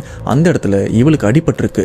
அதுவும் இதுக்கு முன்னாடி விபத்து நடந்த அந்த இடத்துல தான் இவளுக்கும் அடிபட்டு அந்த விபத்து நடந்த இடத்துல இவ ரத்தத்தையும் சிந்திருக்கா. அதே இடத்துல ஒரு பையனுக்கும் விபத்து நடந்திருக்கு. எதிர்பாராத நேரத்துல அந்த பையனுடைய உடம்பே வந்து அந்த ஹாஸ்பிட்டலுக்கு தான் மருத்துவம் பார்க்க எடுத்துட்டு போயிருக்காங்க. போன அந்த இடத்துல சிகிச்சை பலன் இல்லாம அந்த பையனும் இறந்து போயிருக்கான். அந்த பையனை பார்த்து உன் பொண்ணு பரிதாபப்பட்டிருக்கா. பரிதாபப்படுறது வந்து தப்பான்னு கேட்டினா தப்பே கிடையாது. ஆனா உன் பொண்ணு பரிதாபப்பட்ட அந்த ஒரு விஷயத்த அந்த பையன் தப்பா புரிஞ்சுக்கிட்டான். இது மட்டும் இல்லாம அந்த பையன் ஆக்சிடென்ட் ஆகிறதுக்கு முன்னாடி அன்னைக்கு அவனுடைய காதலிய பாக்குறதுக்காக தான் ரொம்பவே அவசரமா போயிருக்கான். ஆனா ஆக்சிடென்ட் ஆயிடுச்சு. சொல்ல போனா அவன் நினைப்பு யாருக்குமே இல்லாம இருந்திருக்கு. ஆனா உன் பொண்ணு அந்த இடத்துல பரிதாபப்பட்ட அந்த ஒரு விஷயம் அவனையும் ஈர்த்து இருக்கு. இவ கூட இருந்துடலாம், இவ கூட வாழ்ந்துடலாம் அப்படின்னு தான் உன் பொண்ணை தேடி இவ்வளவு தூரம் வந்திருக்கான் அப்படின்னு சொன்ன விஷயத்தை கேட்டு வீட்டுல இருக்கிற எல்லாருமே சொல்ல போனா மகா இவங்களும் பயங்கர அதிர்ச்சி ஆகுறாங்க. இது மட்டும் இல்லாம இதுக்கு முன்னாடி பிரச்சனை அப்படின்னு நீங்களும் கோயிலுக்கு போயிட்டு இவ கையில தாயத்தும் கட்டி விட்டுருப்பீங்க. அப்ப அங்க இருக்கிறவங்க கொஞ்ச நாளைக்கு இந்த தாயத்து கையில இருக்கட்டும் அப்படின்னு சொல்லியிருப்பாங்க. ஆனா இதுக்கப்புறம் உன் பொண்ணுக்கு பீரியட்ஸும் வந்திருக்கு. அந்த பீரியட்ஸ் டைம்ல அந்த கயிறையும் இவ தெரியாதனமா கழட்டி போட்டிருக்கான். அப்படி கழட்டி போட்டதுக்கு அப்புறம் தான் அந்த ஆன்மா இவளையும் தேடி வந்திருக்கு. சொல்ல போனா அந்த கயிறு இவ கையில இருந்ததுன்னா எந்த பிரச்சனையுமே இருந்திருக்காது அப்படின்ற ஒரு விஷயத்தையும் சொல்றாங்க. இப்போ மகா இவளை அடையணும்னா அந்த ஆன்மாக்கு ஒரு உடம்பு வேணும் அப்படின்னு தான் வனிதாவோட உடம்பை ஆக்கிரமிச்சு இவ்வளோ தூரம் நெருங்கிய வந்திருக்கான். இது மட்டும் இல்லாமல் நைட்டு தூங்கும்போது வனிதா உன்கிட்ட ஏதாச்சும் தப்பாக நடந்துக்கிட்டாங்களா அப்படின்னு கேட்கும்போது மகா இவங்களும் ஆமாம், டெய்லி அந்த ஒரு விஷயம் நடக்குது அப்படின்னு சொல்லும்போது இதுக்கு காரணம் வனிதா கிடையாது, வனிதாவை ஆக்கிரமிச்சா அந்த ஆணுடைய ஆன்மா தான் காரணம். இந்த இடத்துல வனிதா மேல எந்த தப்புமே இல்லை அப்படின்ற மாதிரியும் சொல்லியிருக்காங்க. இதை கேட்ட மகாவுடைய அம்மா, ஏண்டி இதை ஏன் இத்தனை நாள் என்கிட்ட சொல்ல அப்படின்னு கேட்க மகாவும் இல்லம்மா அவ ஏதோ சின்ன பொண்ணு தெரியாம பண்ணிட்டா அப்படின்னு தான் இந்த ஒரு விஷயத்த நான் சொல்லலை அப்படின்னு அந்த ஒரு விஷயத்த சமாளிக்க இப்போ சாமி வந்தவங்களும் இந்த ஒரு விஷயம் அவ்வளோ லேசில் முடிய போறது இல்லை, நீங்க தயவு செஞ்சு உங்க குலதெய்வம் கோயிலுக்கு போங்க, அங்க போனா மட்டும்தான் இதுக்கு ஒரு தீர்வு கிடைக்கும்னு சொல்லும்போது அன்னைக்கு எல்லாருமே வண்டியை ரெடி பண்ணி குலதெய்வம் கோயிலுக்கும் போறாங்க. அப்படி குலதெய்வம் கோயிலுக்கு போகும்போது வனிதா இவங்களையும் கூப்பிட்டு போறாங்க. ஆல்மோஸ்ட் குலதெய்வம் கோயிலுக்கு கிட்ட போகும்போது பார்த்தீங்கன்னா இவ்வளவு நேரம் அமைதியாக இருந்த வனிதா திடீர்னு அந்த இடத்துல ஆக்ரோஷமா கத்துறாங்க, என்னை விடுங்க, என்னை விடுங்க மகா, நான் உன்னை விட்டு போக மாட்டேன், நான் உன் கூட தான் இருப்பேன், என்ன பண்ணாலும் உன்னை விட்டு போக மாட்டேன் அப்படின்னு ரொம்பவே விசித்திரமா நடந்துக்கிறாங்க. அப்பவே புரிஞ்சிருச்சு அந்த பையனோட ஆன்மா இப்போ வனிதா உடம்ப ஆக்கிரமிச்சிருச்சு அப்படின்னு. இப்படி கோயிலுக்கு போனதுக்கு அப்புறம் வனிதாவை உள்ளேயும் வழிச்சிட்டு போறாங்க. ஏன்னா வனிதா உடம்புல தானே அந்த ஆன்மாவும் இருக்கு. இப்போ அங்க இருக்கிற பூசாரி உடம்புல குலதெய்வமும் வருது. வந்ததுக்கு அப்புறம் வனிதாவோட தலைமுடியை பிடிச்சி ஆட்டுன்னு ஆட்டுறாங்க. அண்ட் அவங்க உடம்புல இருந்து அந்த பையனோட ஆன்மாவை வெளியிலையும் கொண்டு வந்துடுறாங்க. இப்போ வெளியில வந்த அந்த பையனோட ஆன்மாவும் சேம் அதே விஷயம் தான் சொல்லுது. எனக்காக பரிதாபப்பட்டது இவ ஒருத்தி மட்டும்தான், இவளை விட்டு நான் போக மாட்டேன். அண்ட் என்ன பண்ணாலும் இவகிட்ட இருந்து என்னால உங்களை பிரிக்கவும் முடியாது. இன்கேஸ் இவளை விட்டு என்ன நீங்க பிரிச்சீங்கன்னா கண்டிப்பா இவளை நான் கொன்னுருவேன். தயவு செஞ்சு இவளை எனக்கு கொடுத்துருங்க, எனக்கு இவ வேணும் அப்படின்னு அந்த இடத்தையே வந்து ரணகலமாக்கிட்டு இருக்கு. இது மட்டும் இல்லாம நான் விபத்துல எதிர்பாராத நேரத்துல இறந்தும் போயிட்டேன். நான் வாழணும், இப்ப நான் வாழணும், அதுவும் இவ கூட தான் வாழணும், என்னை வாழ விடுங்க அப்படின்னு கதறிட்டும் இருக்கு. அப்ப குலதெய்வமும் கேட்கறாங்க, உன் வாழ்க்கை முடிஞ்சு போச்சு, வாழ போற இந்த பொண்ணோட வாழ்க்கையை வந்து நீ கெடுக்க வேணாம், மரியாதை இவ உடம்பு விட்டு போயிருன்னு சொல்ல. ஆனா குலதெய்வம் கிட்டே வந்து அந்த ஆன்மா திமுறாவும் பேசிட்டு இருக்கு. என்னால இவளை விட்டு போக முடியாது, உங்களால முடிஞ்சதை பார்த்துங்க அப்படின்ற மாதிரி. இப்ப அந்த ஆன்மாவை போட்டு வெளுன்னு வெளுக்கும் போது அந்த ஆன்மா கேட்கிற விஷயம், எனக்கு மகா உடம்புல இருந்து ரத்தத்தை மட்டும் கொஞ்சம் கொடுங்க, அது போதும்னு சொல்ல. ஆனா இந்த ஆன்மா கொஞ்சம் ட்ரிக்கா விஷயத்தை மூவ் பண்ணுது. இந்த ஆன்மா கேட்கிற மாதிரிலாம் எதுவும் பண்ண முடியாது அப்படின்னு மறுபடியும் அந்த ஆன்மா போட்டு பொழக்கிறாங்க. இதுக்கப்புறம் இந்த ஆன்மா கிட்ட பேசி எந்த பயனுமே இல்லைன்னு உடனே அந்த இடத்துல மகா இவங்களை உட்கார வச்சு நிறைய பூஜைகள்லாம் பண்றாங்க. பண்ணதுக்கு அப்புறம் அந்த மந்திரிச்ச பொருள், மகா இவங்க உடம்புல இருந்து எடுத்த ஒரு சில பொருள், இந்த காலடி மண்ணு தலைமுடி அந்த மாதிரி விஷயங்கள், இது எல்லாத்தையுமே எடுத்து ஒரு பெரிய பூஜையை பண்ணி ஒரு பானையில பார்த்தீங்கன்னா அதை எல்லாத்தையுமே போட்டு அந்த ஆன்மாவை அதுக்குள்ள அடைச்சு அந்த ஆன்மாவை இறுக்கமா துணி போட்டும் கட்டிடுறாங்க. கட்டினதுக்கு அப்புறம் இந்த பானை எடுத்துட்டு போயிட்டு பக்கத்துல இருக்கிற ஆத்துலயும் போட்டுருங்க. ஆனா ஆத்துல போடுறதுக்கு முன்னாடி இந்த பானையில கொஞ்சம் கனமா கல்லெல்லாம் கட்டி போடுங்க. ஏன்னா நீங்க வெறும் பானையை போட்டீங்கன்னா அது மேல மிதக்கிறதுக்கு வாய்ப்பு இருக்கு. கல்லை கட்டி போட்டீங்கன்னா உள்ள இறங்கிரும். அதுக்கப்புறம் என்ன ஆனாலும் பிரச்சனை இல்லை. அதுக்கப்புறம் இந்த ஆன்மாவால உங்க பொண்ணு மட்டும் இல்ல உங்க குடும்பத்தை கூட நெருங்கி வர முடியாதுன்னு சொன்னதுக்கு அப்புறம் இவங்களும் சேம் அந்த ஒரு விஷயத்த பண்ணி முடிக்கிறாங்க.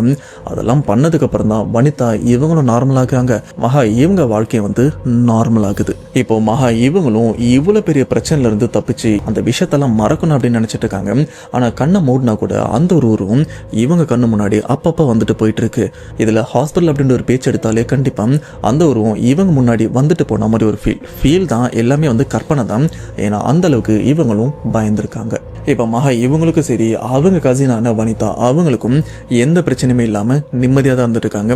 பட் இருந்தாலும் அந்த பாதிப்பு அவங்களுக்குள்ள இருந்துட்டு தான் இருக்கு. ஸோ மகா இவங்க லைஃப்ல நடந்த இந்த சம்பவத்தை கேட்கும்போது உங்களுடைய தாட் என்ன? கண்டிப்பா இந்த சம்பவம் பெருசாக தான் இருந்திருக்கும். இந்த சம்பவத்தை பத்தின உங்களுடைய தாழ்மையான கருத்து என்னது வந்து மறக்காம கமெண்ட் பாக்ஸ்ல மென்ஷன் பண்ணுங்க. அண்ட் உங்களுக்கு விருப்பம் இருந்தா கடைசியில கொஞ்சம் மகா இவங்க ஷேர் பண்ண அந்த ஆடியோவோட ஒரு பிட்டை மட்டும் ஆட் பண்றேன். உங்களுக்கு விருப்பம் இருந்ததுன்னா அப்படியே கண்டினியூவா கேட்கலாம். ஹாய், நான் அம்மாக்கா. உங்கள்கிட்ட ஆல்ரெடி எங்கள் 2 இன்சிடென்ட் ஷேர் பண்ணியிருக்கேன். ஒன்று எங்கள் பாட்டிக்கு நடந்தது, அண்ட் எங்கள் ஃபேமிலிக்கு நடந்தது. இப்போ எனக்கு மட்டும் செப்பரேட்டாக ஒரு விஷயம் நடக்கும் நான் நினச்சி கூட பார்க்குறேன். நான் சீரியஸாக அது வந்து என்னால் வெளியே வரவே முடியல. அது ஏன்னா நீ உயிரோடு இருக்க, நீ செத்துலாமே இந்த இதுக்கு அப்படின்னு சொல்லி நினைக்க வைக்கிற அளவுக்கு சரியான சம்பவம் நடந்துச்சுன்னா என் லைஃப்பில் சீரியஸாக என்னால் லைஃப்லாம் என்னால் மறக்கவே முடியாதுண்ணா. அந்த விஷயத்து வந்து எப்போ ஸ்டார்ட் ஆச்சுன்னா போன மந்த் லாஸ்ட் வீக்கு தான் ஸ்டார்ட் ஆகிடுச்சு. இந்த மந்த்து 10 நம்ம தானே அந்த ஃபாலோ பண்ணி முடிஞ்சுது. அவங்களுக்கு 13 வந்து சொல்லணும்னு நான் நினச்சிட்டு இருந்தேன். பட் அதுக்குள்ளே வந்து சின்ன சின்ன ஹெல்த் இஷ்யூஸ் அண்ட் ப்ராப்ளம்ஸ்லாம் நிறையா வந்துட்டு இருந்ததுனால எங்களால் அவங்களுக்கு வந்து ஷேர் பண்ண முடியுமா. இன்றைக்கி தானே கொஞ்சம் டைம் கிடச்சிது. டைம் கிடச்சுன்னா எனக்கு கொஞ்சம் ஷேர் பண்ணணும்னு சொன்னாங்க. அதனால அவங்களுக்கு இதை ஷேர் பண்ணுறேன். இது வந்து என் லைஃப்பில் எப்படி நடந்துச்சுன்னா, நான் நினச்சி கூட பார்க்கலண்ணா, இதெல்லாம் இருக்குமா அப்படின்ட்டு நான் நினைக்கலண்ணா. அந்த மாதிரி எனக்கு ஒன்று நடந்துச்சு. போன மந்த் லாஸ்ட் வீக் அன்றைக்கி எங்கள் அத்தை எங்களுக்கு ஒரு அத்தை இருக்காங்க. அவங்களுக்கு வந்து ஒரு ஹஸ்பண்ட் இல்லை, ஒரு பொண்ணு ஒரு பையன் தான். அந்த பையன் வந்து 2 இயர்ஸ்க்கு முன்னாடி ஒரு பைக் ஆக்சிடெண்ட் வந்து இறந்துட்டான். ஸோ அத்தையும் பொண்ணு மட்டும்தான் இருந்தாங்க. நாங்கள் இருக்க இடத்துல வந்து அவங்கள ஸ்டே பண்ணி வச்சு அப்பப்போனா கொஞ்சம் கிட்ட இருக்கனால அப்பப்போ போய் பார்த்துட்டு போனோம். போன மந்த் லாஸ்ட் வீக் வந்து அவங்களுக்கு ரொம்ப ஹெல்த் இஷ்யூஸ் ஆகி ஹாஸ்பிட்டலில் அட்மிட் பண்ணுற ஒரு ஸ்டேஜ் வந்துடுச்சு. ஹாஸ்பிட்டலில் அட்மிட் பண்ணிட்டு சொன்னாலும் ப்ரெஷர் ஓவராக இருக்குது, ஆப்ரேஷன் பண்ணணும் அப்படின்னு சொல்லிட்டு இருந்தாங்கன்னா, சரி ஓகேன்னு சொல்லிட்டு நாங்களும் வந்து அட்மிட் பண்ணோம். எங்கள் அத்தை பொண்ணு பேர் அனிதானா. நானும் அனிதாவும் என்ன பண்ணோம், ஒரு 2 டேஸ் வந்து ஹாஸ்பிட்டல்ல தான் இருந்தோம். ஜிஹெச்னா வந்து 2 டேஸ் வந்து இந்த பிளட் டெஸ்ட் கன்டினியூஸா வந்து குடுத்துட்டுருப்பாங்களாம். இந்த லேப்க்கு போங்க, அந்த லேபுக்கு போங்க அப்படின்ட்டு. அதனால 2 டேஸ் அலைஞ்சு பெட்லாம் அட்மிட் பண்ணி எல்லாமே கொஞ்சம் ஓரளவுக்கு ப்ராப்பரா முடியறதுக்கு 2 டேஸ் ஆயிடுச்சு ஆனா. முடிச்சுட்டு நானும் எங்க அம்மா வந்து கிளம்பி வந்துட்டோம். அவங்க அட்மிட் பண்ணி எங்க அத்தைக்கு ஆப்ரேஷன் முடிச்சுட்டு மறுநாள் வந்து அனிதா கால் பண்ணி எங்க அம்மா கிட்ட, "அம்மா இந்த மாதிரி எனக்கு பீரியட்ஸ் ஆயிடுச்சும்மா, என்னால முடியல. அக்கா யாராவது அனுப்பி வைங்கம்மா.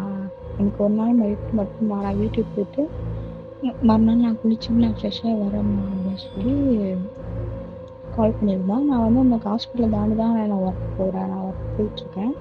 அதனால எங்கள் அம்மா எனக்கு உடனே கால் பண்ணி, இந்த மாதிரி அனிதா கால் பண்ணாங்க, அவளால முடியல, பீரியட்ஸ் ஆயிடுச்சு. ஸோ இன்னைக்கு ஒரு நாள் நைட் மட்டும் நீ ஸ்டே பண்ணி அத்தையை டேக் கேர் பண்ணிக்கோ அப்படின்னு சொல்லி சொன்னாங்க. சரி ஓகேம்மா, நான் பார்த்துப்பேன். நான் போகிற வழியில எங்கள் அம்மா வந்து ஏதாவது ஃபுட்ஸ் கஞ்சி மாதிரி ஏதாச்சும் வாங்கிட்டு போ, ஃப்ரூட்ஸ் ஏதாச்சும் அப்படின்னு சொல்லிட்டு இருந்தாங்க. சரி ஓகேன்னு சொல்லிட்டு நானும் கால் பேசிட்டு வைக்கிறேன். வச்சதுக்கு அப்புறத்துலேருந்து எனக்கு ஒரு மாதிரி நெகட்டிவாக இருந்துச்சுண்ணா. போ வேணாம், போ வேணாம், நீ போகாதன்னு ஏதோ என் உள் மனசு என்கிட்ட சொல்லிட்டு இருக்க மாதிரி எனக்கு ஒரு ஃபீல். ஆக்சுவலி எனக்கு எப்படின்னா, ஏதாச்சும் இப்போ எனக்கு இல்லை என்னை சுற்றி இருக்கவங்களுக்கு ஏதாச்சும் ஒரு நடக்குதுன்னா எனக்கு மனசு ஒரு மாதிரி உறுத்திட்டே இருக்கும். அது சொல்ல முடியாது, நான் அது ஒரு மாதிரி இருக்கும். ஏதோ நடக்க போகுது மட்டும் நான் சொல்லிட்டே இருக்கேன். இந்த மாதிரி ஃபீல் இருந்துச்சு. நான் என்னடா இது மாதிரி இருக்கே, இப்போ ஏதாச்சும் நடக்க போகுது அப்படின்னு சொல்லிட்டு நான் யோசிச்சுட்டு இருந்தேன். அதுக்கப்புறம் வந்து அந்த திங்கிங்லேயே நான் வந்ததுனால ரோட்டில், அதாவது ஹாஸ்பிட்டல் கிட்ட வந்துட்டேன். வரும்போது எனக்கு கால் ஸ்லிப் ஆகி நான் வந்து கீழே வந்து கண்ணாடி கிளாஸ் உடஞ்சிருந்துச்சு. அது ஒரு ஆக்சிடென்ட் நடந்த மாதிரி.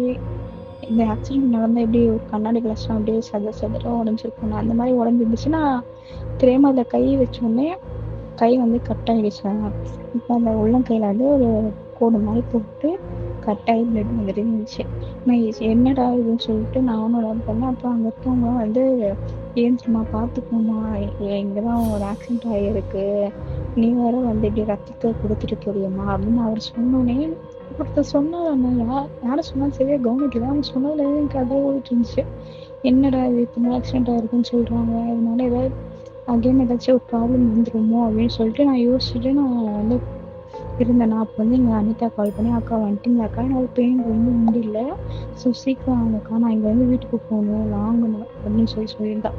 சரி ஓகே, நான் வரணுன்னே ஒரே நான் டக்குன்னு இந்த கர்ச்சீஃப் இருந்தது வந்து நான் அந்த வாட்டர் பாட்டில் தண்ணி நனைச்சி கையில் கட்டிட்டு நான் பாட்டுன்னு ஹாஸ்பிட்டல் போயிட்டேன். அது ஈர துணியோட கட்டினாலும் கொஞ்சம் வந்து பிளட் வந்து வராமல் இருந்துச்சுன்னா கொஞ்ச நேரத்துக்கு எனக்கு. அப்புறமேட்டு ஜிஹெச்சில் வந்து 5th ஃப்ளோரில் தான் எங்கள் அத்தையை அட்மிட் பண்ணியிருந்தாங்க. நாங்கள் என்ன பண்ணோம், சரி ஓகே லெஃப்டில் போகலான்ட்டு போகும்போது அப்போ ஒரு 8:30 அந்த மாதிரி தானே இருக்கும். அப்புறம் வந்து ஆள் வந்து கூட்டம் நிறையா வைப்பாங்க. ஏன்னா ஜிஹெச்சில் வந்து லிஃப்ட்டில் வந்து நிறைய கூட்டம் வந்துகிட்டே இருப்பாங்க. அதனால ஓகேன்னு சொல்லிட்டு லிஃப்ட்டில் ஏறி நான் 5th ஃப்ளோர் வந்து எங்கள் அன்னைக்கு வந்து நான் அனுப்பிச்சிட்டேன். நான் சரி வீட்டுக்கு போய் நான் பார்த்துக்கிறேன்னு சொல்லிட்டு. அப்போ அந்த ரூமில் அந்த நர்ஸ் வந்து எனக்கு பார்த்தாங்க. அவனுக்கு வந்து என்ன தெரியும். அவங்க என்னை பார்த்துட்டு எப்படி இருக்கேன், நல்லா இருக்கேன். அதான் அப்புறம் கையை பார்த்துட்டு, என்ன ஆச்சு உனக்கு, என் கையில் வந்து கட் போட்டிருக்க அப்படின்னு சொல்லி, இந்த மாதிரி ஆக்சிடென்ட் ஆச்சு, அங்கே வந்து கிளாஸ் உடஞ்சிருந்துச்சு, நான் தெரியும் கவனிக்காம நான் ஸ்லிப் ஆகி விழுந்துட்டேன் சிஸ்டர் அப்படின்னு சொல்லி நான் அவங்ககிட்ட சொன்னேன். அந்த பையனும் இங்கே தாண்டி ஐசியூ வார்டுக்கு கூட்டிகிட்டு போயிருக்காங்க, நீ வந்து ஃபர்ஸ்ட் எய்ட் பண்ணிக்கோவான்னு சொல்லிட்டு என்னை போய் அந்த ஐசியூ வார்டு வந்து அந்த சைடு இருக்கு. நான் ஸ்ட்ரைட்டாக போயிட்டு இப்படி திரும்பினா ஃபுல்லாகவே ஐசியூ வார்டு தான் இருக்குது. இப்படி இந்த சைடு திரும்பினா ஃபர்ஸ்ட் எய்ட் வந்து சின்ன சின்ன அடி அந்த மாதிரி பண்ணுறது வந்து அங்கே இருக்கு. நான் அங்கே கூட்டிகிட்டு போய் எனக்கு வந்து கட் மாதிரி போட்டு விட்டாங்க. போட்டு விட்டுட்டு நான் வரேன்னு எப்படி சொல்கிறது, நான் வெளியே அந்த இதில் வரேன். அப்போ உள்ள அந்த ஐசியூ வார்டில் கத்துற சவுண்டு கேட்குது. நான் ஐயோ, அதான் யாராவது இறந்துட்டா போகுது, அழற சத்தம் கேட்குது, இந்த மாதிரி அவங்க சொந்தக்காரங்க கத்திட்டு இருந்தாங்க. அப்புறம் அந்த ஸ்டிச்சு கத்துனவே நான் அங்கேயே நின்றுட்டேன். நானும் சிஸ்டரும் பயந்துட்டாங்க, சிஸ்டரும் பயந்து நின்றுட்டோம். அப்புறமேட்டு நாங்கள் 2 பேரும் எங்கள் ஃப்ரெண்ட்ஸ் பார்த்துட்டு இருக்கோம். அப்போ வந்து ஸ்டிச்சில் வந்து தள்ளிட்டு வராங்க. இப்போது ஆக்சிடென்ட் ஆகி இறந்த பையனோட டெட் பாடி எல்லாம் சிகிச்சை பலனிட்டு உயிர் இறந்துட்டாங்க போல், உயிர் போயிடுச்சு. அப்போ அங்கே வந்து ஸ்ட்ரெயிட்டாக இப்படி வராங்கன்னு எதிர்க்க நின்றுட்டு இருந்தேன். அப்போ வந்து போனாங்க, அவங்க பின்னாடி தான். சரி சிஸ்டம் வந்து வா நம்ம போகலாம் அப்படின்னு சொல்லிட்டு போனேன். அவங்க ஃப்ரெண்டும் போயிட்டே இருக்காங்க, நான் வந்து அவங்க பின்னாடி தான் போயிட்டு இருந்தேன். எப்படி சொல்றது, ஒரு 2 ஸ்டெப்ஸ் அந்த ஸ்ட்ரக்சருக்கும் நான் நடந்து போகிறதுக்கும் அவ்வளோதானே தூரம். அப்போ தான் நான் யோசிச்சுட்டு இருந்தேன். எ அவன் பார்க்கறதுக்கு சின்ன பையன் மாதிரி தான் நான் இருந்துச்சு வயசு. ச்சே இந்த சின்ன வயசுல வந்து இப்படி போகணுமா அப்படின்ட்டு அவங்க அம்மா ரொம்ப அழுதுட்டு இருக்கும்போது நான் ஒரு ஃபீல் என்னன்னா அவ்வளோதான் மக்களே. நெக்ஸ்ட் ஒரு இன்ட்ரெஸ்டிங்கான வீடியோவில் கண்டிப்பாக உங்களை வந்து நான் மீட் பண்ணுறேன். அதுவரை உங்களிடம் இந்த விடைபெறுவது உங்கள் நான்